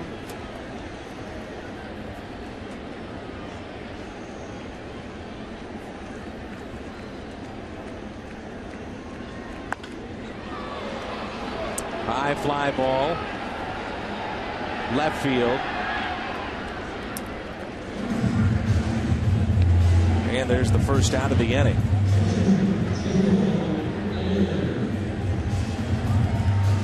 The guy that drops down to the degree of this lefty can be tough on the left-handed batters, but a right-hander will see a much easier release point. Had the right-hander warming up, but they're going to stick with Castillo against Gerald Laird. Liner and not a double play. Hit Berkman, and that's what saved him. You worry about Berkman jamming his shoulder, diving back into the bag at second base. Line drive right at him. Berkman tries to get back, and the throw looks like it hits him in the back, and so it never got to our first baseman. You'll take that rather than getting doubled up on a line drive, won't you? Oh, yeah.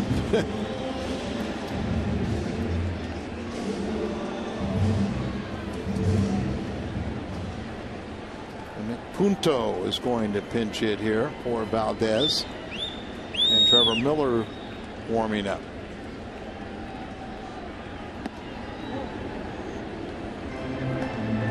Punto 0 for 1 against Castillo.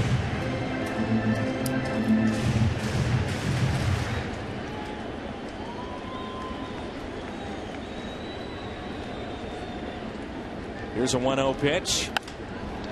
Line drive, base hit. Cardinals will have the tying run coming to the plate. Daniel Descalso. The reason why they kept Castillo in, their second left-hander.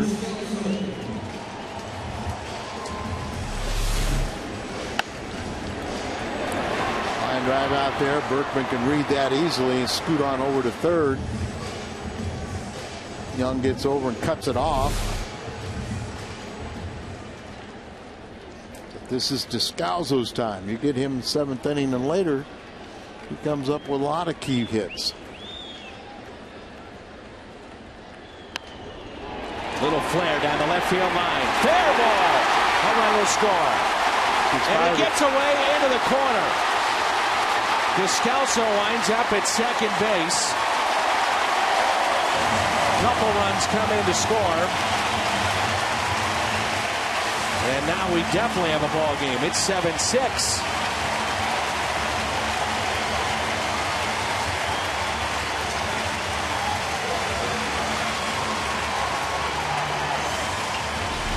How about Descalso late in the game? Got a base hit in the 7th. Now the 2-run double in the 8th. Tough play for Parra.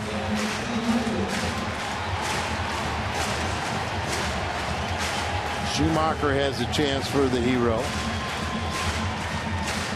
Team has shown an awful lot of fight here in this homestand. The game against Cincinnati the other night. Now this ball game, much of this crowd on their feet. It's 7-6 now. Base hit ties it up possibly. Way outside.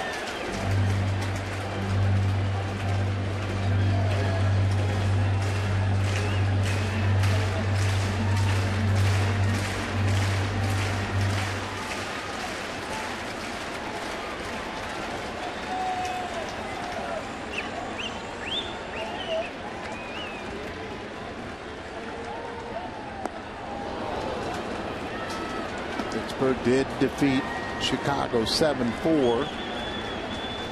Cincinnati still leads 7-5 in the bottom of the 8th inning at Milwaukee. Tying run at second base. Go ahead run at the plate. 7-6 Arizona.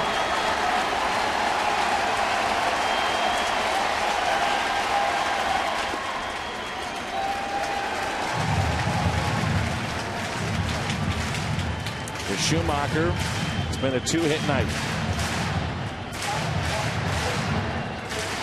2 hits, 2 strikeouts.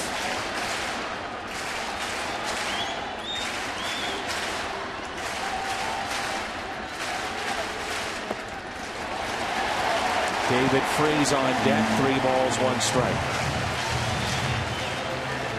Should be the last batter that Castillo faces.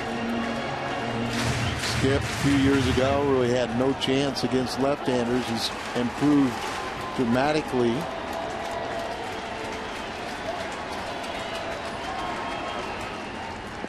He walked him.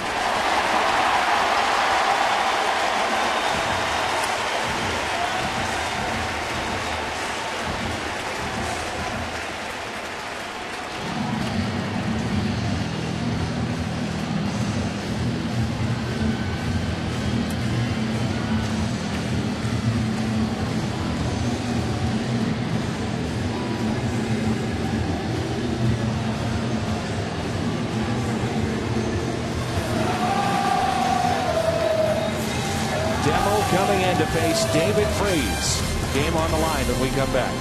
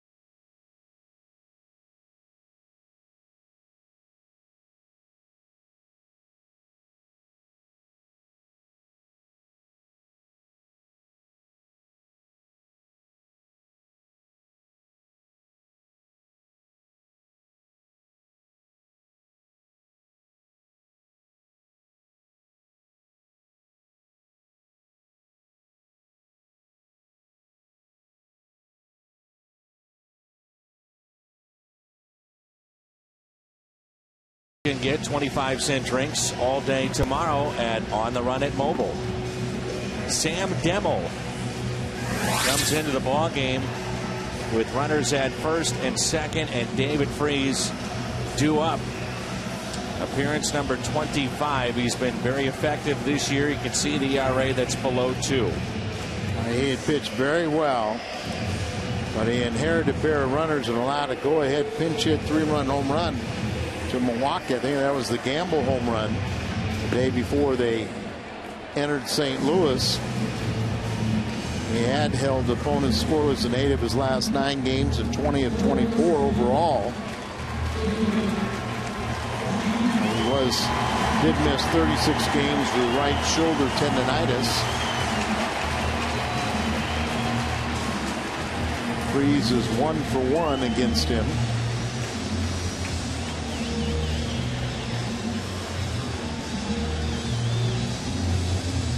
Salas warming up for the rally here. Descalso with above average speed at second base. Represents the tying run. Go ahead run at first. Here's David Freese. Been trying to bust him inside all night long. Timing just a touch off. Seeing in his return balls that especially on the homestand, that he would really drive, that he's just been able to foul. But getting closer.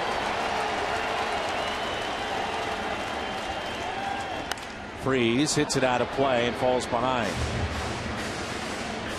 David hit 5 straight after coming off the disabled list, but just about 3 or 4 of those were like little swinging bunts.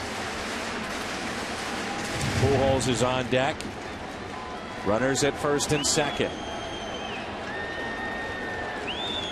A lot of times young pitchers 0-2 counts is the worst count they can have.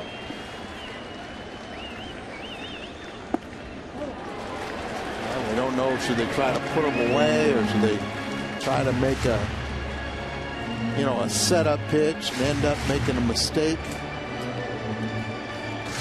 37,160 on the edge of their seats as we speak. 37160. All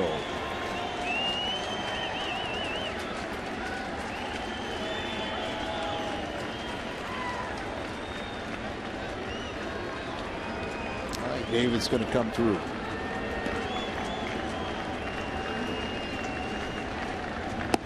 Two and two.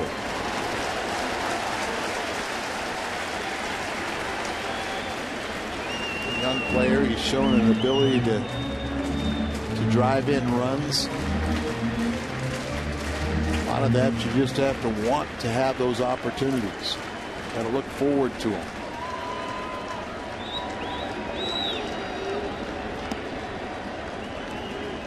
A 2-2 pitch. And that sends us to the ninth. The Cardinals pick up 3, and it's a 1-run ball game. 7-6 Arizona.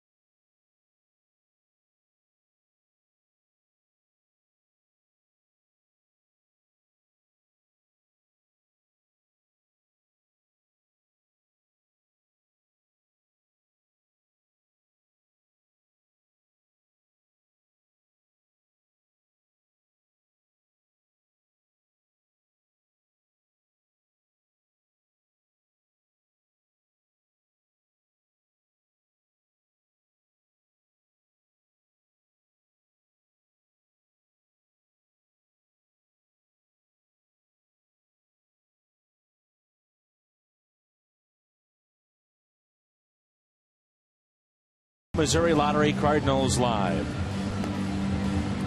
Pat Paris and Rick Horton standing by Lumiere Place Casino.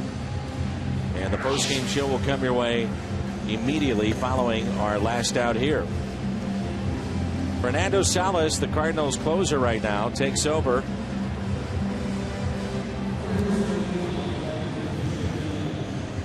Willie Mopena will be the hitter. Sean Burroughs, 5 years, 15 days. Willie Mopena, 2 years, 11 months. The layoff between Major League Baseball stints.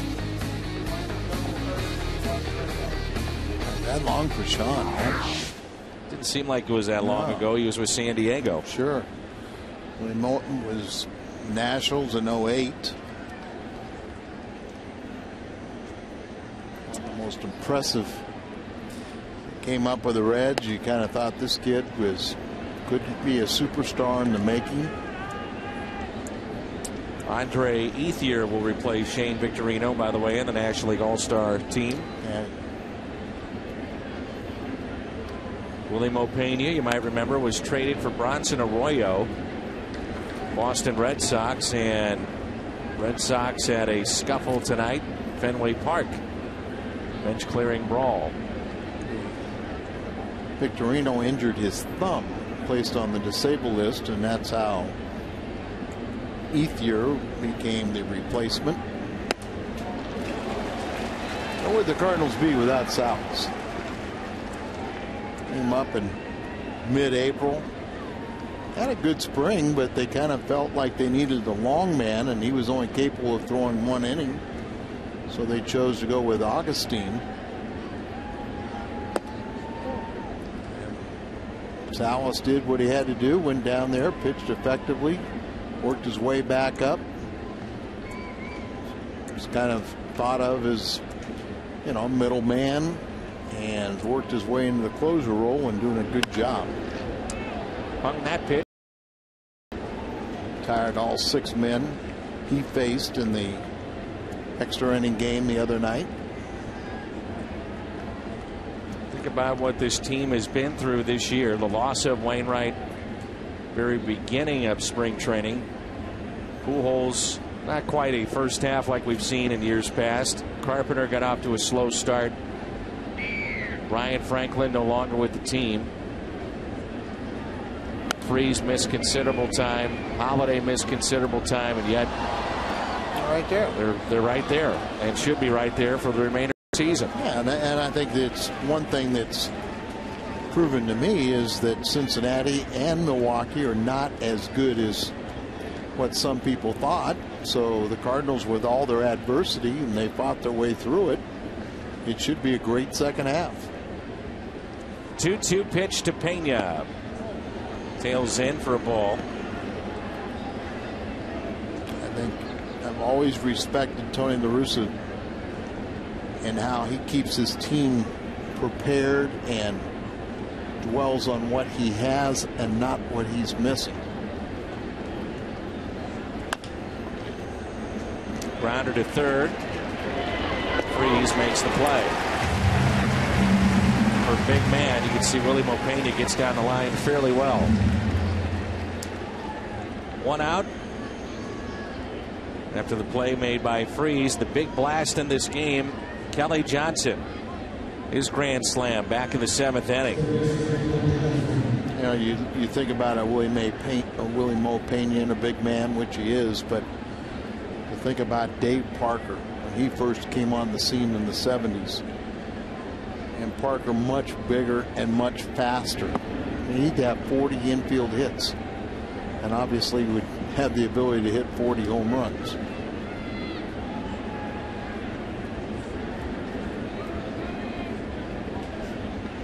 That was back in an era where really your home run hitters were defined by the measurements of, say, maybe 5'10" to 6 foot, 185 to 200. And then Parker comes in at 6'5", 6'6", 250, and could fly.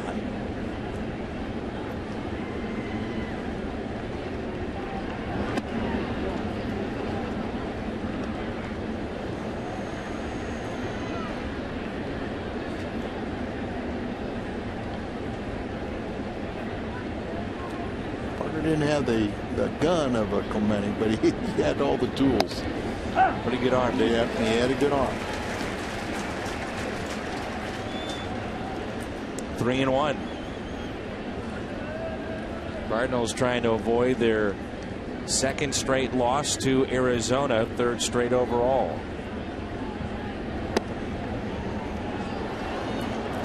This pitch there should have looked like a strike, but does not go Salas' way, and that's one of his great attributes is he throws strikes.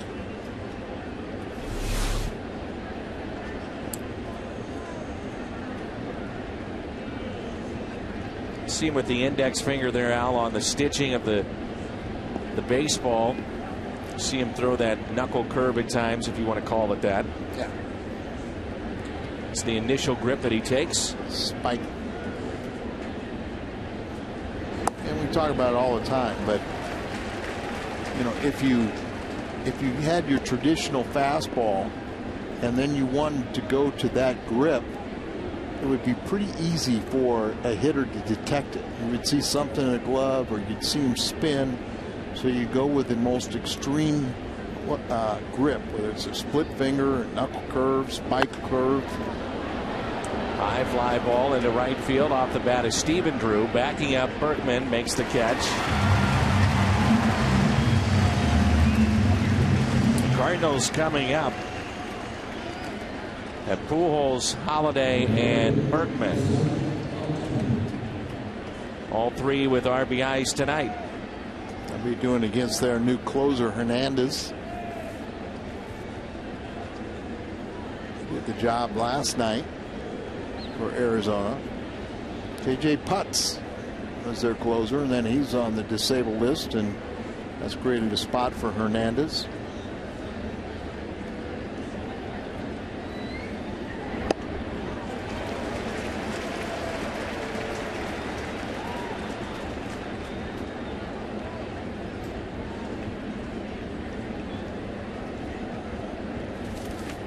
Two outs and a runner at first. Justin Upton at the plate. Struck out, walked, flied out, and a single.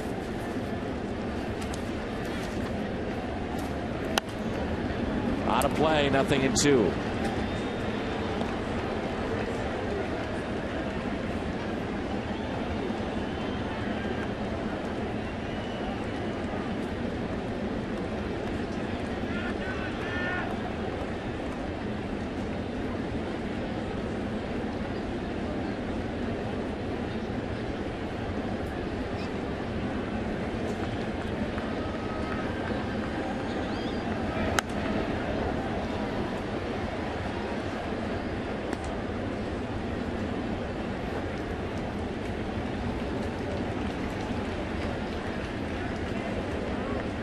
Outfield is deep, straight away for Upton.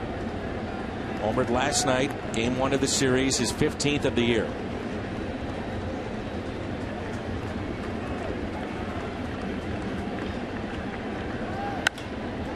Drives it into deep right. Berkman back with room and makes the catch. Big bats coming up. Pujols, Holiday, and Berkman.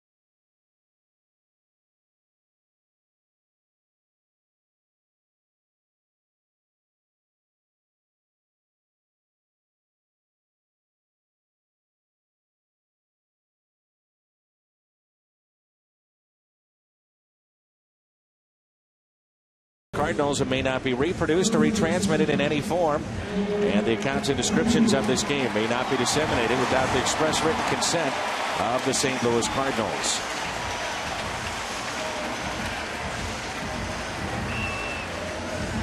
David Hernandez is going to have to earn it. He's 6 for 8 in save opportunities, but 4 for 4 since taking over for the injured Putz. He picked up his 4th straight save last night with a perfect 9th inning. Right-handed batters batting .208 against him, lefties .183.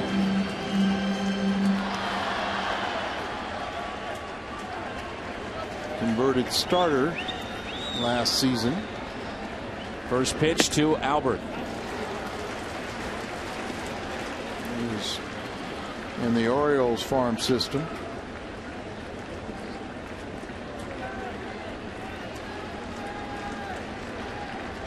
Here's a 1-0 pitch. Popped up. Will it find the seats? It will. Ouch. That guy's going, I wish I wouldn't have tried for it.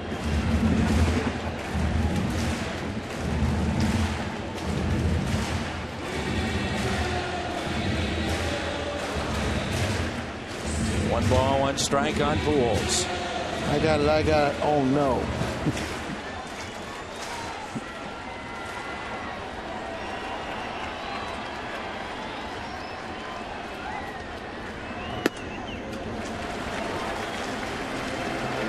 See so many times guys that throw hard like Hernandez will try to overthrow it maybe a little too much, especially with Pujols at the plate. Very good point, Dan. And when you overthrow, everything tenses up and the ball straightens out.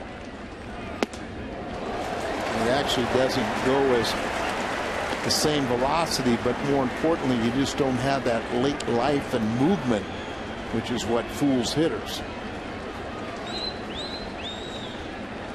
So he's going to have to earn it going through the big three. Sitting on 17 home runs. Pujols was thinking 18.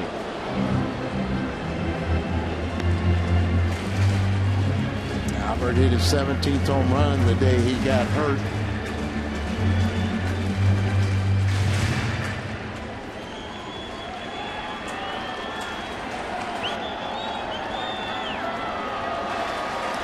The 3-2 to Albert Pujols. Here he comes. Leadoff walk. Holiday, who is homered already tonight, represents the winning run. Every closer, every pitcher's always done it. But when you're in the 9th inning in a 1-run game, you walk that leadoff man, you're just asking for trouble. Solo shot in the 8th. Part of a 3-run 8th inning to get the Cardinals back in the game. RBI single that plated 1 in the 3rd. So now with 14 home runs, 48 RBIs this year for Matt Holliday. What, 4 home runs this week for Holliday?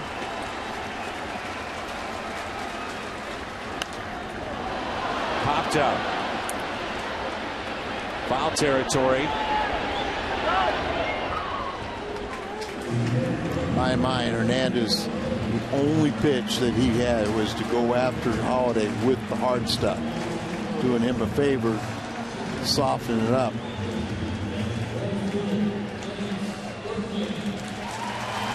Berkman is homered tonight. He is singled, he is walked, he is struck out.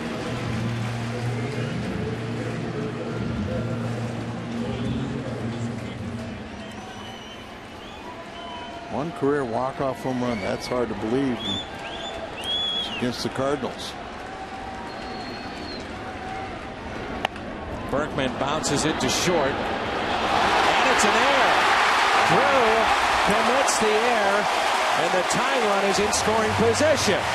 Game over, and just a little easy seeing eye, just a little too nonchalant. Stephen Drew much better than that, but allows the Cardinals new life. Comes in on it, and look at that. You got to make it hurt now.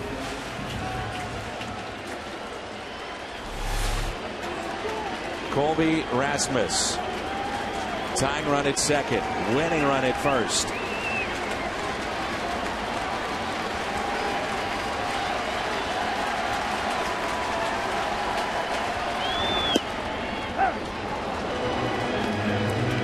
John Jay has moved to the on-deck circle. Colby been in a little funk.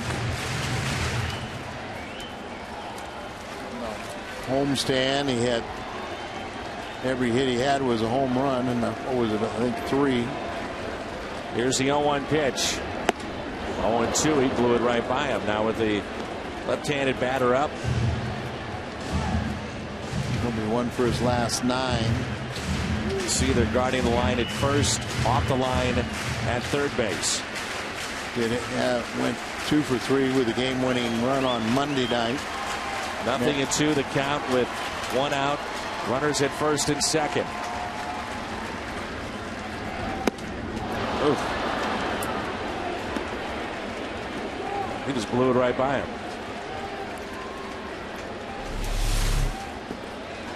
Toby struck out 4 times the other night and chases this ball, and I just feel John Jay is going to give you a competitive bat. Saw him hit the home run against Cincinnati to send his 2 extra innings. Does have 2 pinch hit home runs this season. Got his average just under 300, but just feel that John was just going to go up there, and you take your chances with it. You just a guy that's not going to, he's going to give you a competitive at bat usually.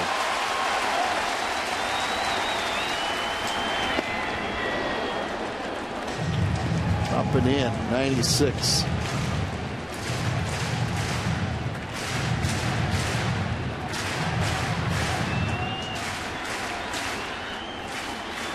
Two for 14 pinch hitting this year.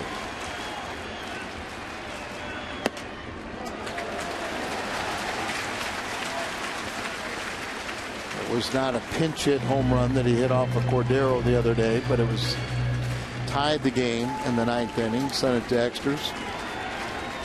You kind of stick out and think of those 2 pinch hits because they were both pinch hit home runs.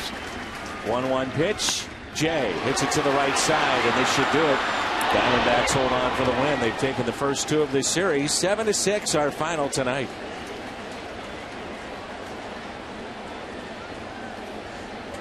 Kelly Johnson is our Bud player of the game. Johnson with a grand slam. He was 1 for 4 on the night.